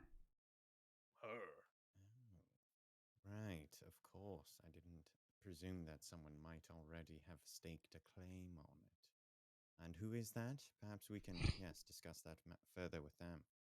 Well, I'm sure you saw when you came walking in that this monstrosity off in the desert. That's a place called the Revenant's Urge. And it's owned by a lady named Richey. And she, the moment that ship arrived in orbit, she laid claim to it like she knew something. And she's been salvaging it ever since. Interesting. And you said some of Grig's cronies are also staking some claim to it? I can't say for you corrected me earlier. Obviously, not all goblins, right? Very true. Keep that in mind. I just assumed they work for Grig. I can't say for certain. I can tell you for certain that they do. Is she working with them? That I don't. I know she hired people to help her with the process. She was real interested in the bodies, particularly. Oh. That's odd, right? Yes, and it is concerning. Well, I mean, Definitely. Yes. I heard there was quite a number of people on there, and that's just, it's bad for business, right? Because you got a ship out there with 20,000 dead people on it. People don't want to come, and it seemed like a simple solution to the problem. I suppose that actually does make a fair amount of sense from your perspective. Yeah, I got mouths to feed too. Gruesome. Wait, are you eating them? No! What a weird statement to make. No, she's salvaging them. She said something about making parts out of them. I don't know. The people? I think so. She was particularly interested in their hearts. This is very disturbing. Yeah, some Kalima type shit. Yes. Well, I mean, I do not understand that reference, but I agree. You know, you come and you buy things from me, and I feel like we've had a little bit of a time to get to know one another. I could share this little bit of information. She's a bit weird, but She don't kill nobody. She doesn't steal from nobody. She's following the rules. Well, I'd like to see her gone, really, honestly, but this ain't gonna happen unless you guys can find some dirt on her or something. Where Well. would we find this dirt? I don't know. ground. If I knew, I'd have done it. Interesting. Well, Thank you perhaps- again, little skittery creature. You can just call me Sketch. Sketch, yes. All right, Captain. Do you want a parlay of sorts with this woman? Yes, I would like to meet her and discuss why she needs so many hearts. Well, let's focus maybe on the engine, and hearts can come over like a nice glass of Chardonnay or something later. No, please rephrase that. I think it's paired better with a Merlot. Right through. We really need that engine, and you can discuss the philosophical issues you have with her obtaining human hearts after we come to an agreement, maybe if we can. And if we can't come to an agreement, then lambast or whatever. That is, Right. but it determines, or the reason for her needing so many hearts will determine whether I wish to make a deal with her or not. Right. Perhaps we Right. make the deal and then attempt to find out more and determine whether or not we need to take further action, so we don't sort of box ourselves out of potentially benefiting from this situation before making moral judgments. We're I walking out of the understand. shop, by the Right. way. We're Yeah, not I talking in the imagine. shop. As you're walking and talking, exiting the shop, you see that the scenery, the depiction in the sky has changed to a sunset situation. It appears you have arrived at the end of the day. Interesting. And as you're walking out, you see coming from off in the distance the bay door that you arrived in. This horde of slowly shambling undead, the ones you saw outside, apparently coming home from their day of work in the parking lots. You still see other individuals walking to and fro. Some dressed like you. Some you see people heading back towards the bay. You see people heading towards the saloon. But you also see. Actually, give me perception checks.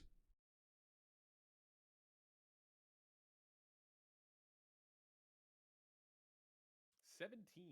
17. Ooh, 25. 25. 19. 19. 17 and 19. Aster and Mark 2. You can hear off in the distance and direction of that large black building on the hill what sounds to be a slow, rhythmic hum. Right? Arnott, with your slightly higher perception of 25, you can see there are some individuals on the street that are there are individuals heading in kind of that direction as well. With the 25, you notice that all of them, with the exception of, well, I say all, maybe 85% of these individuals, and there's dozens, marching in that heading in that direction, are undead, but not like the undead that you saw in the parking lot. They're having conversations with each other. You see like these ghoulish individuals, male, female, as they're walking and talking, heading in that direction. And the few living creatures that are mingled in with them, they don't seem to be any kind of discourse or any kind of hostilities or anything. They all seem to be heading in that general direction. Not a whole lot as far as droids, you notice. There seems mechanically this seems to be a pretty devoid place, at least from appearances. Interesting. Right. There are undead over there. He would kind of just vaguely gesture, like among those heading along that line, and some of them that are like conversing with each other. It's not just your regular sort of loader droid adjacent undead. Right. This is concerning. Dark magic is at work here. Well, Really? You know, there's like whole worlds full of those kind of people, right? And I mean, I'm not exactly certain I see a market difference, market difference between you and them, right? I mean, it's essentially the same concept, is it not? No, it is greatly different. I am a prophet of the one God triune. They are twisted monstrosities. Right.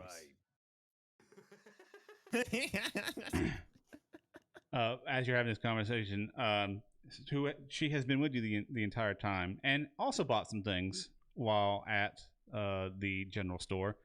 Tarika pipes up, who is now wearing the most adorable looking cowboy outfit, with like a little like a 10-gallon hat kind of thing. She goes, "Well, I don't really think I want to go over there. If you don't mind, I'll just wait at the saloon and I can ask around, see if there's any other jobs I can pick up. I don't expect you boys to be there too terribly long. Just grab me on the way out." If we remember. Jesus, what did she do to you? Just like Mark, like ouch. And, I think the captain sees gotten to him. I'll remind the captain. Thank you. Yeah, he seems a little off, but he hasn't he had a rough couple of days too, so I can understand. Now, do we really want to go over there? I don't know if I want to intermingle that much. I don't think I have much to say. Like, oh, your jaw looks very off today, or where'd your nose go? Right, You but if must- we, oh, sorry, go ahead. No, you go. That's good. Right, but if you are going, if we are going to sort of step into this whole salvage operation, we do need to speak with them, do we not? Do we know if That's she's the same location, right? Yeah. Do we know if she's on station or is she up in salvage space? Well, He would have noted that she was in that building. Oh, okay. Yeah. yeah. As far as we're aware, anyway, it seems she's on station here. Oh, okay. You know, the bullet to my brain really changed a lot of the ways I think about things, so I guess I was thinking wrong. That's why you're number 4. Oh, you were promoted. I'm gonna make sure to speak Spanish. That's right, because it was 5 earlier. Maybe primordial. Donde? Okay. Dude, oh man, Lopez La Posada. So, Right? Yeah. Anyway. yeah. So, what are you guys gonna do? I think Arnott's deferring to the captain, but assuming that he's still heading in that direction, we keep on Yep. marching. I am going to walk up. I'm so happy. I was waiting for you guys to get here. As you approach, That's what you want to hear. following this crowd of you're gonna love it. Following this crowd of both living and undead, that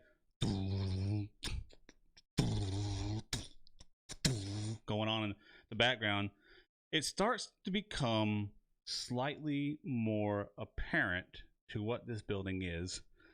The Revenant's Urge aesthetic combines the haunting and traditional with the ultra modern and chic. This building resembles a macabre cathedral decorated with a towering spire at each corner and flying buttresses, pointed arches, an ornate column of onyx and black marble.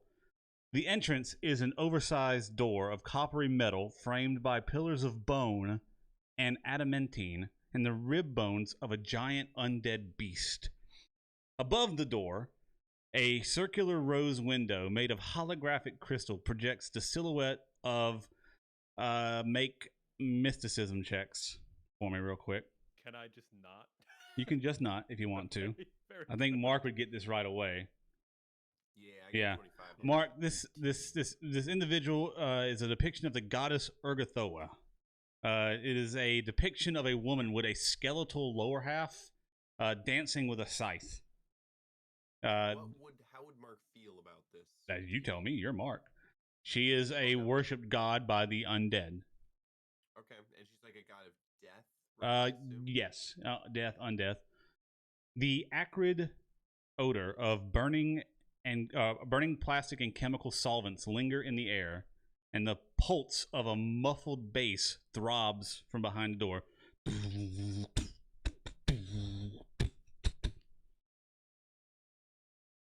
want to sort of sample club. that. Every time the door opens and it becomes a little more unmuffled, you hear the sound of music inside.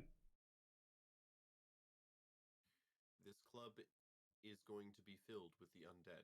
Now that you have marched this crowd long enough, you see that several of these individuals are dressed for party. Well, please do not get into much trouble. As I recall, the last time we were in an environment such as this, it was none of us which caused the trouble, Captain. I'm sorry, number one, but for that comment, I'm going to put you on half rations. We have no Just rations. size. Yeah, I'm Half not of gonna nothing is nothing. Yes, it Yes, is. and don't forget it. Yeah. That's I know, hilarious. why did we do this? You Why'd we do also this? see, curiously enough, as you approach, and this is immediately of interest to both Mark II and Aster, and I guess you would see this too, or not, because it is completely out of place. In front of the door that leads inside, as you approach, you see this mechanical fox-like creature that sits up on its hind legs, looks over in your direction, jumps back down, and starts and just scurries inside the building. That was a scout. Aster, Looked like a again, fox to no me. role needed, but Aster, you would know this just by your class alone. This is just the design, the intricate workmanship. This is very similar to your design of Caesar as far as like quality. That was made by someone of pretty spectacular ilk, someone of the same mindset as I am. I'd like to meet that person. We must be careful here. Right, you don't want to knock anyone's arm off or something. A pain in the hand or in the foot is not contrary to nature so long as it acquired while the foot is performing the functions of feet and the hand is doing the work of hands. Right, we won't step on anyone's feet, Mark. We won't ruin the feet of the undead people here. Suppose someone asks, how do you spell Antonius? What? I'd do my best. I imagine it's phonetic. Yeah, try. He shrugs. Oh. Be careful, friends. Very well. I'm going to walk forward and open the door. All right. Yep. Yeah. As you open these double doors, it opens into a vaulted hall. 7 floors with open balconies overlook a crowded dance floor, along with one more floor at the building summit. Gigantic speakers blast hypertronic sludge house music. Floating above the crowd of dancers, undead dancers whirl about in hover cages while brandishing bladed weapons or caressing several dangerous-looking animals. The patrons themselves, mostly undead, as you can see, writhe and contort to the music, illuminated by flashing strobes. A few clubbers jump from bungee cords tethered to the upper floors, their silhouettes bouncing in and out of view. Each of the 4 spires that anchor the building contains a lavish elevator with walls made of holographic crystal. And when you enter, like I said, you see darting off ahead of you that little robot fox-like creature. It scurries over to a table kind of closer to the bar where a lone individual sits. It jumps up and like sits in the stool next to him, on the chair next to him. And this creature is a dark blue, almost purplish black. You would know them to be dragonkin. Look, I'm kind of like a dragonborn almost. But he's sitting there, just got a mug in his hand, or a glass in his hand, and just drinking back a cold one. Aster will look to the other 2. I think I found the creator. Would you mind if I had a little chat with him? You know, just talk shop for a few minutes while you guys try to schmooze or whatever. Sure.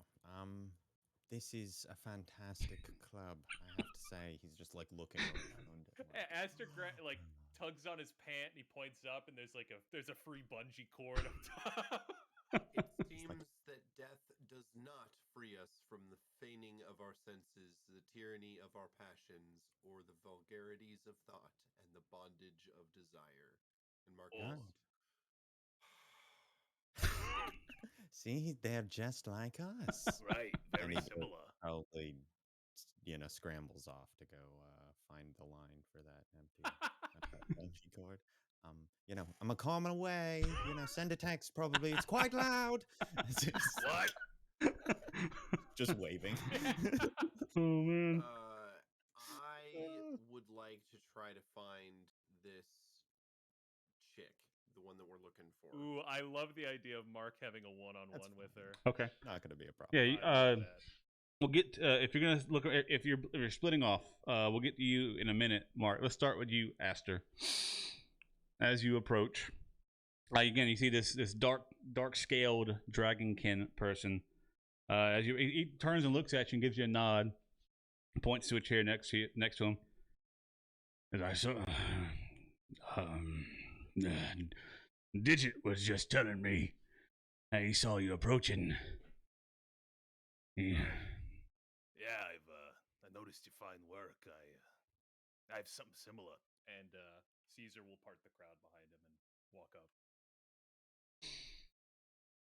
That's nice craftsmanship. Say the same for yours. What's your name? Asterix. Aster. I'm glad to meet you. You can call me Dizzy. This is Digit. Dizzy and Digit. Did you come up with like the naming convention together, or? No, I knew his name as soon as I made him. Same here. This is Caesar. Well, it's nice to meet the both of you. Is this your first time in this place? Yeah, honestly. Got some business to do here, but nice place, I guess. Yeah, it all seems a little too much for me, like they're trying too hard. Yeah, I hear on the Dead weekends. Days party.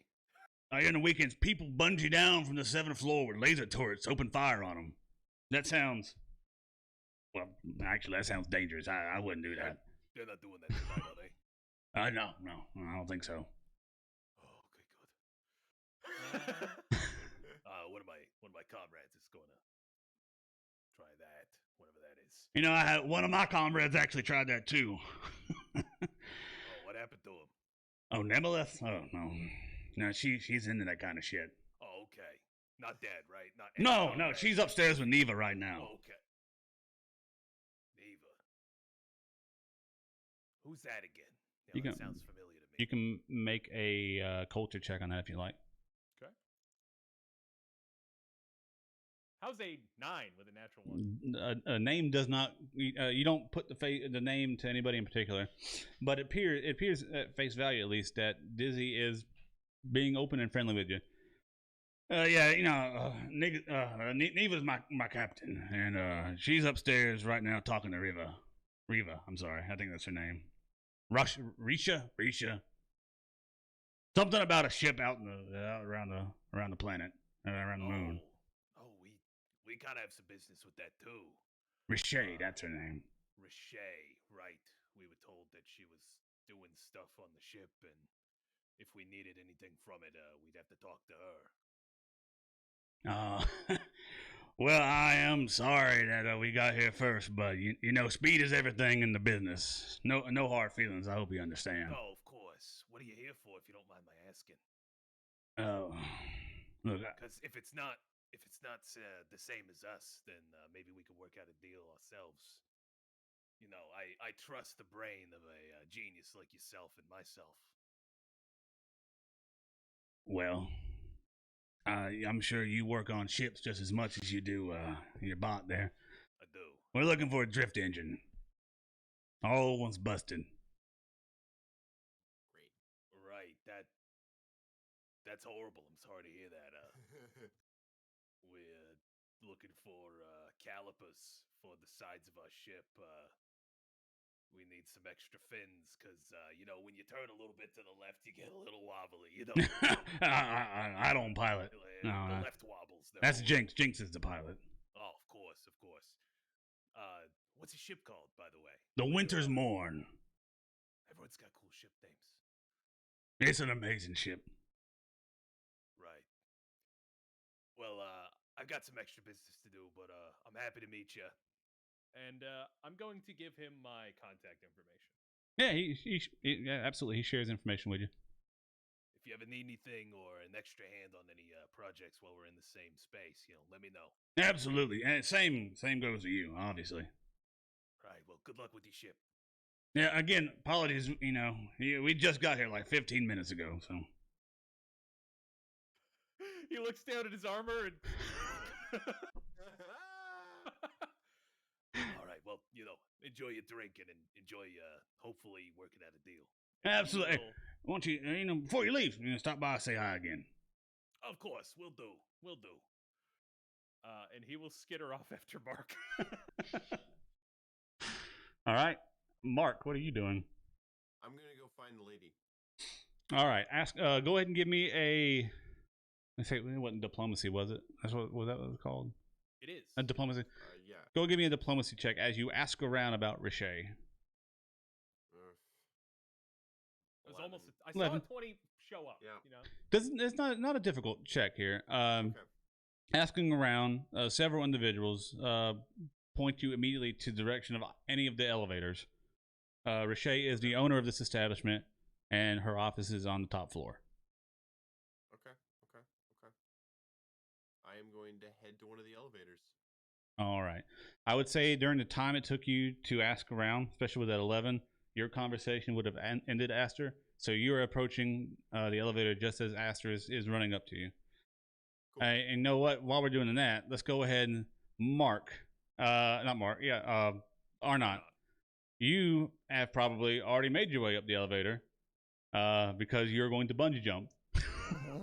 So, absolutely, you get up. First thing you notice when you get upstairs, or in every actually no, it's just the upstairs.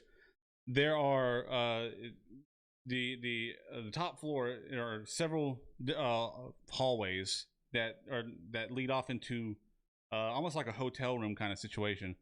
But as you walk by one and head to where your bungee jump is at, you see that the door is slightly open. These appear to be individualized holodeck chambers, and the one you pass by, I won't go into the details, but the depravity you see within lets you kind of understand what the top floor is about. Say the word.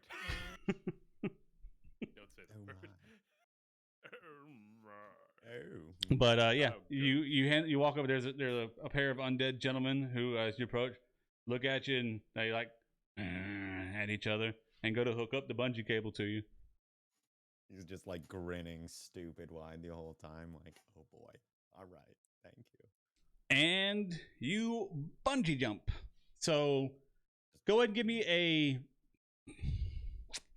I guess an acrobatics check. Oh, this will go real well. It's fine. No biggie.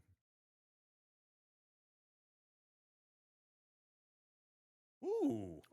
What'd you get there? Better than I expected. 19. 19. Please display for everybody as much detail as you'd like how your bungee jump goes, because it is successful. I think that he is probably just the whole time. Like a rag doll. Yeah, it's just getting like flung around loose, like kind of wildly. And if he's able to, he's going to drop down like right next to either Mark or Master's head. Yeah. So as you go, just like poke him and throwing back. As you come around, Mark, you see, just plop down next to you. Shit! That was surprising. Oh my god! I think I had a heart attack. Oh, how do you do? Mark, am I having a heart attack? Let me know. No, you are just a wuss. Oh, good. Wait, hey. Yeah. Yeah. After he sees that they've gathered at the, he'll probably like get himself back up. I don't even know how that works. I've never. Oh, been it'd back probably again. stop on the ground. He'd just like unbuckle. Yeah, himself. the whole time you're flying around, you got these other two undead individuals kind of like walking around, keeping track with you. And then when your momentum finally comes to an end, and just pull you down. That was awesome. 25 credits, please. Absolutely worth, worth it at 10 times the cost. And he hands him 25. Thank you for 25,000 choosing the credits. Revenant's Urge. Come again. I most certainly will. And yeah, then he'll, scramble off to act like he wasn't wasting all of his time being Credits. productive like anyone else. Yeah, and Or credits. Good point. So, yes, Captain. not. Big I'm ass grin on sorry, his face. But Caesar has been promoted to number 2. That doesn't affect me, does it? Yes, you are now number 3. But I was one. Who's one now? Tarnold. Damn shame. Can't say he doesn't deserve it though. And he'll just kind of like shrug and just wait for the elevator with him. Yep. whatever it is. Boys, we have some problems. What? That nice mechanic, good man. Apparently his crew's also here, and they're talking to her right now about salvaging rights for that engine. Are you suggesting I should not have gone immediately to No. bungee jump? No. Good. And he Apparently crosses we his were 15 arms. minutes late getting here to begin with. So it is your materialistic needs that have caused us to be late. Mark, I'm not made of metal. Only some of me is. You remember how much fun I had on the horse eye? It was none, by the way. I had no fun. I was beaten Not even senseless, shot in the little. head. Are you Well, sure? I had some fun, but that was intermittent, spaced between the times I was getting shot in the fucking head and beaten senseless by bodyguards. That happened as well.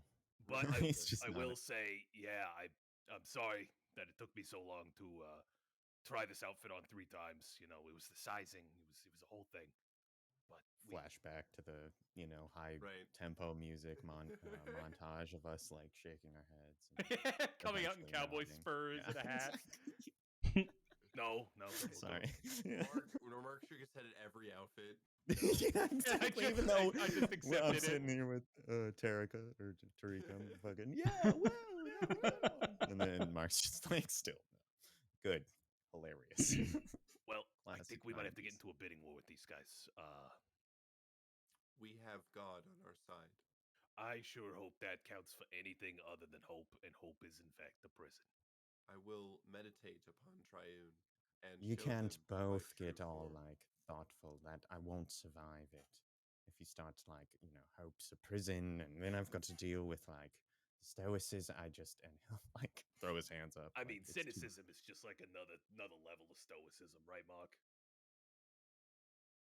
I think it kind of is. I'm not sure. Yes. Seems legit. Good, very good. The elevator opens. Yep, elevator opens.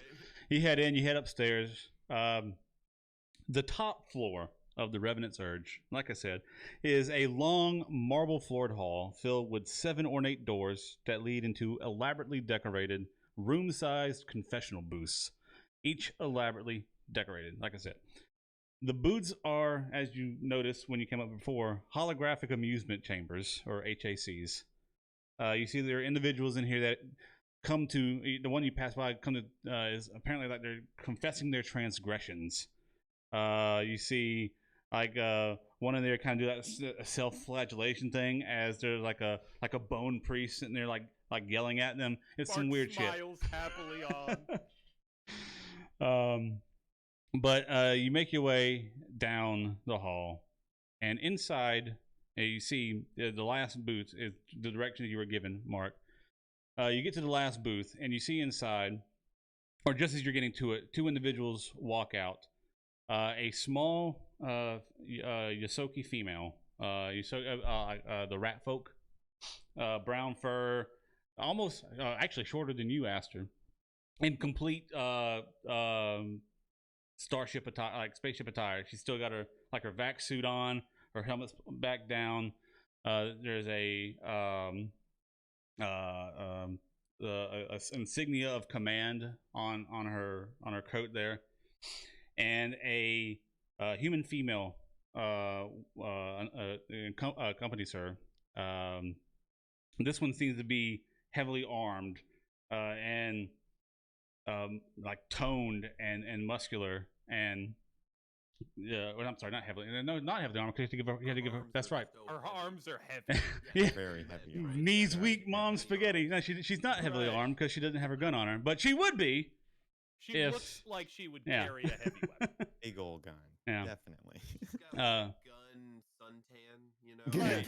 Yeah, It's the implication. Right. As they're walking out, you hear from inside the booth. Always a pleasure, you cunning little rat. And the Yosoki turns and like yells back into the booth. I'm hurt, Riche. Hurt? How could you call me that after all the times we ripped each other off? There's a little like change. There's a change of some only reverse pleasantry as the two individuals, Yosoki and the human woman, begin walking back down the hall in the direction that you came from. Arcot does the classic like cowboy, like, you know, flicks his hat Yep. forward to tip his cap as they walk by. She stops and you hear a sound of footsteps coming up behind you. You turn to look and there is Dizzy. Captain! Oh, hey, look, it's you, little man. Aster. Let me I met him down. You never gave me the name of your ship. I can't introduce you without the name. It is the Disastronaut, and I am the captain. Good to know.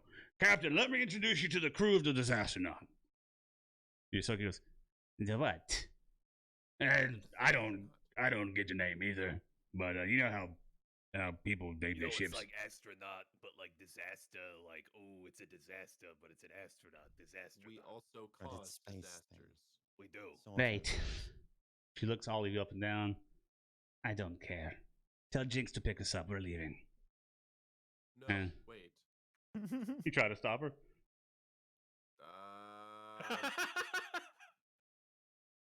Yeah, but Capped. only with my words. Words. Oh, then she doesn't. She doesn't stop then. Unless you want, you can make a diplomacy check if you'd like.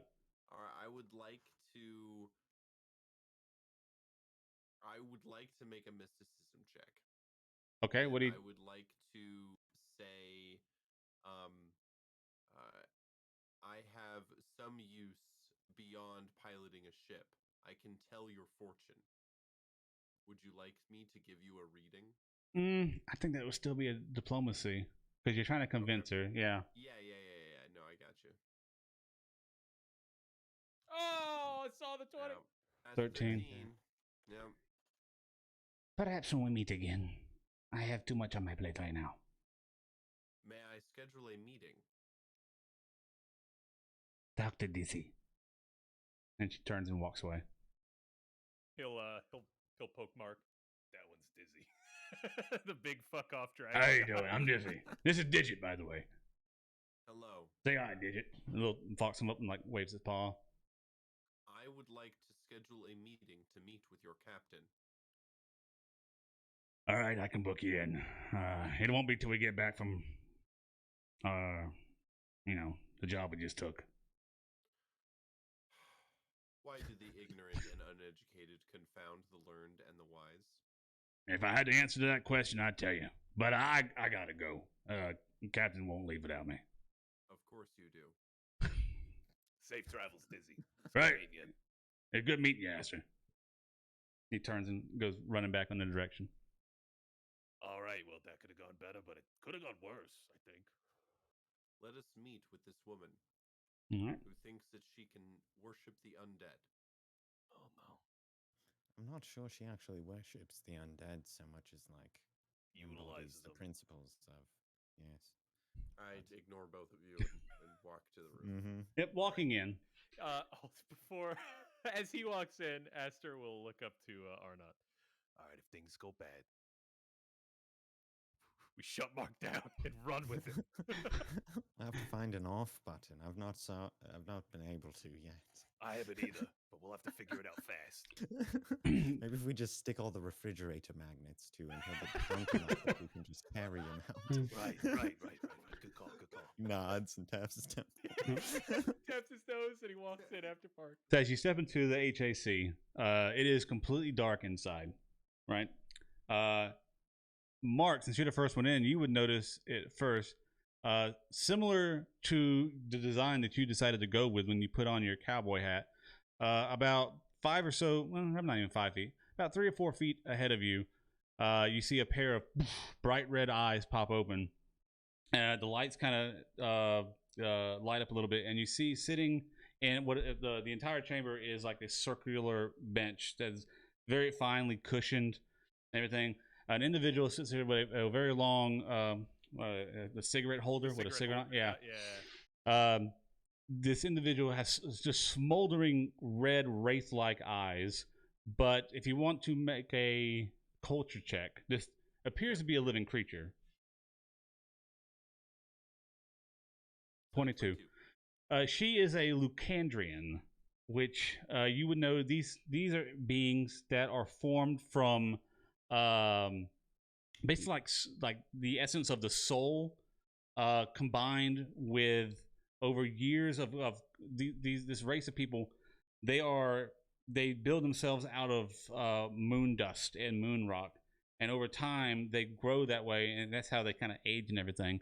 Typically these individuals are made of like pure, or they start off like beings of pure light, and they eventually, as they get older, take on this more solid form. The red eyes are weird because normally they have like, what's that? Is it a Sarian? No, a Lucandrian. A Lucandrian. Yep. Okay. As you step in, she looks at you, she goes, I am not sure I can help you. What do you want? You can be of more help than you know. Oh, please, elucidate me. We are the crew of the Disastronaut. I am Mark II. This is number 3 and number 5. Howdy. I was moved to number 5. Yes. And He just nods. you're here because... We wish to lay claim to salvage the ship currently in orbit around this moon. Well, I'm sorry to inform you, but I have already sold the rights to that engine to Rovo. And I don't have another spare engine just lying around. It is in your power to revoke such approval, correct?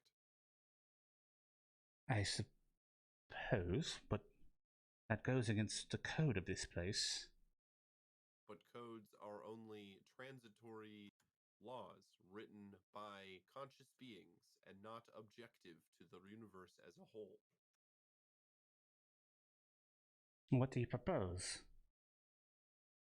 I propose that you cancel the contract with the previous captain and instead write a new contract that includes my crew and their crew together as one. But there is only the one engine, Captain. Yeah. Shut up, number 3.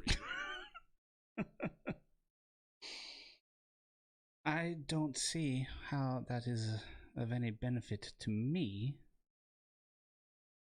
I don't feel incentivized to help you in that regard. Do you know of Triune? I have heard of the machine god. Yes, everybody has. I am a prophet of the machine god, awakened to lead my chosen people to a greater future, to weave all souls into the oversoul of the universe, the great conduit of information and life. Well, you are but made of metal, and I have no need for metal. However, your compatriots, the necrografters, always need raw materials, and while zombies and skeletons make great workers, they are already dead. You won't need your bodies after you are dead. You won't even miss them. If you were to give me your bodies, upon your perishment, of course, that might sway me. We accept. No, wait, hold on, Captain. I'm actually not certain I have rights to that. It may already be promised back to EdgeCorp. There is also 2 more fleshy beings on our ship that would also be amendable to this deal. Captain, Captain. Maybe like a little amongst the crew talk. Maybe perhaps we go along with this. I think there's some other things maybe we could try before we ration our bodies off to a fucking necromancer. I am sorry. I have made my decision. We accept your proposal. Please void the contract, and I promise my crew's bodies to you upon their deaths. Well, I said that would get you in the door. There is something else I would want. What is it? There is an individual around here who did not agree or did not uphold the rules set forth in this place when I laid claim to the Harlequin's prayer. He got part of what I had, what was rightfully mine, and I want my inventory back. His name is Irrational, and I need the black hearts that he has. You get them for me. Then perhaps we can work something out. I need information. Input. Is that you said they were stealing salvage from the vessel in orbit, or from somewhere else? He is no longer doing it, but he did it before I had my protection there. And that is rightfully mine. I need it now. Where is the warehouse this material is being stored at? It's a ways out in the desert. I will give you directions if you agree to do this.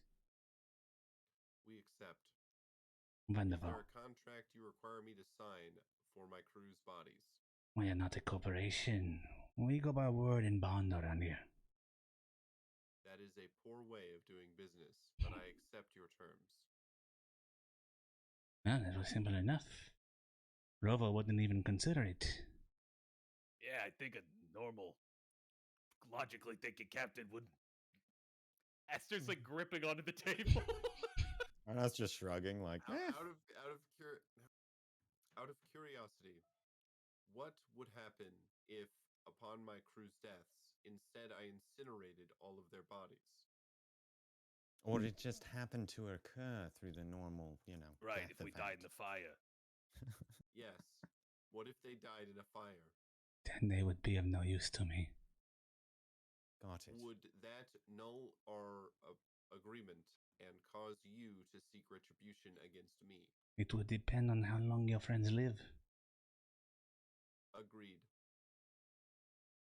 Can there be a stipulation in the contract that if these 2 perish within 2 years under suspicious circumstances, you have also nullified the agreement? I don't care how they died. I just want the bodies. If it's suspicious. I would like to avoid the eventuality of you killing them early in order to collect their bodies before they have outlived their usefulness. You have my word. I would not do such a thing. I would prefer it written down in a clause and notified by a member of law enforcement, but as we are beyond the scope of such entities, I must accept this outcome. Wonderful. Is there anything else you require from me? Oh, you want us to get these back from you, but we don't want to go against the local law, because we might have to do some dirty business to get what you want back. I do not think the sheriff of Vagrant's Hollow will have any issues with you dealing with Irrational. He has been a bit of trouble to the colony for some time now. He has developed a sort of cult on station and has made it difficult for many. There's another click in Mark, and he turns to you and goes, "We're gonna go outlaw hunting, little doggy." There's a click. Sure, we have to form a posse, I believe. Yes. Do we need whips and rope for that? Not And necessarily. horses. Horses, though, we do need, I believe. Yeah. And from my research, we need boy cows. Yes. No females. For whatever reason. Not sure exactly. Boy cows were very popular in very many fictional displays of this scenery. Now, Right. To So be- what is it we are actually recovering? to be perfectly clear, what I am looking for is my inventory of 50 tons of black hearts. He has taken them from me, and I want them back. I want all 50. Do they require any special storage or containment procedures that we should be aware of before attempting to remove them? They have already been removed. They're already in crates, unless he has taken them out. I If just want them so, delivered to me. Are there any biological contaminants?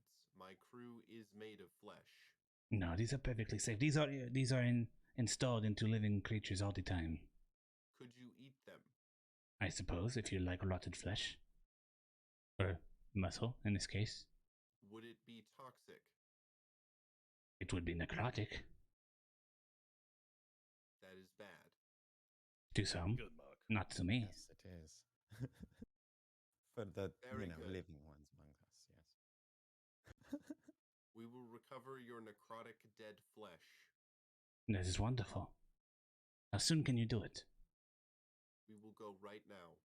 Wonderful. Yes, we'll have to sort of size up the situation before we'd want to promise any sort of delivery date, I'd imagine, right, Captain? Well, just know that the crew of the Winter's Morn is on their way to the Harlequin's prayer now. There is an essence of time here. I think you'd want to be quite expedient. Yes. Well, anything else I can do for you? A Coke would be nice. There's a servant on the way out. Thank you. Does she also validate parking?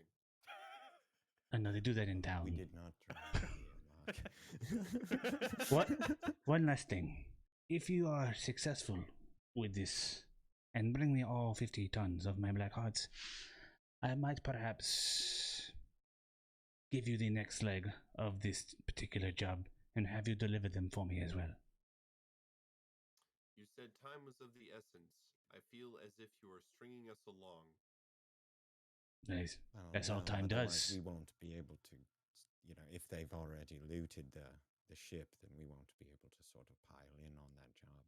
Was right, my understanding of the limitation of time. I assume she means after we get the Of course. sorted. Then I accept. Wonderful. Well then, I eagerly await your turn. Thank you. Well, Pleasure meeting you. the pleasure is all mine. Would Astral you- will get up and If you have any interest in necrographs yourselves, please come and see me. No. no. All right, No? thank I you. find this place irrehensible and morally wrong. I'm gonna turn Actually to quite leave. like it. He shrugs and spins around and follows him. All The right. bungee jumping was excellent, I have to say. That was such an excellent touch.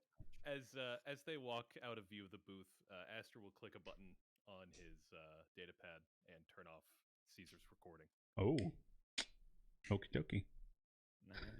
All right. Well, I think with that, as you make your way out of the Revenant's Urge to take on this new job you picked up in order to get your drift engine, I think we're going to go ahead and call it at tonight. Thank you, everybody, for sticking around for a little bit longer and the technical difficulties at the beginning. I know I was hoping for a perfect broadcast with the new equipment, and it did not work this week. So But next week it will be. next week it will. immaculate, I hope. and nothing will ever go wrong. No, Ever again. Ever, this is Ever. ever. this is how you get jinxes, people. All right. Well, we're going to go ahead and cut out here, and we will Alright. catch you next week. And don't forget, stop by our Discord, check Yep. out our Patreon.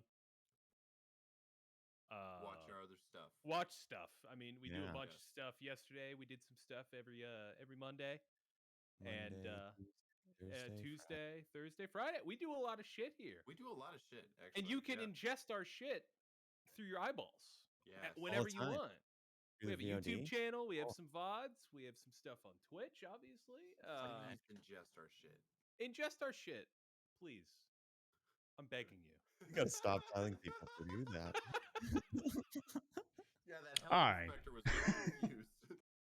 All right, well, we're going to go ahead and cut out. Thanks for tuning in. See you next All right. week. Bye-bye. Bye.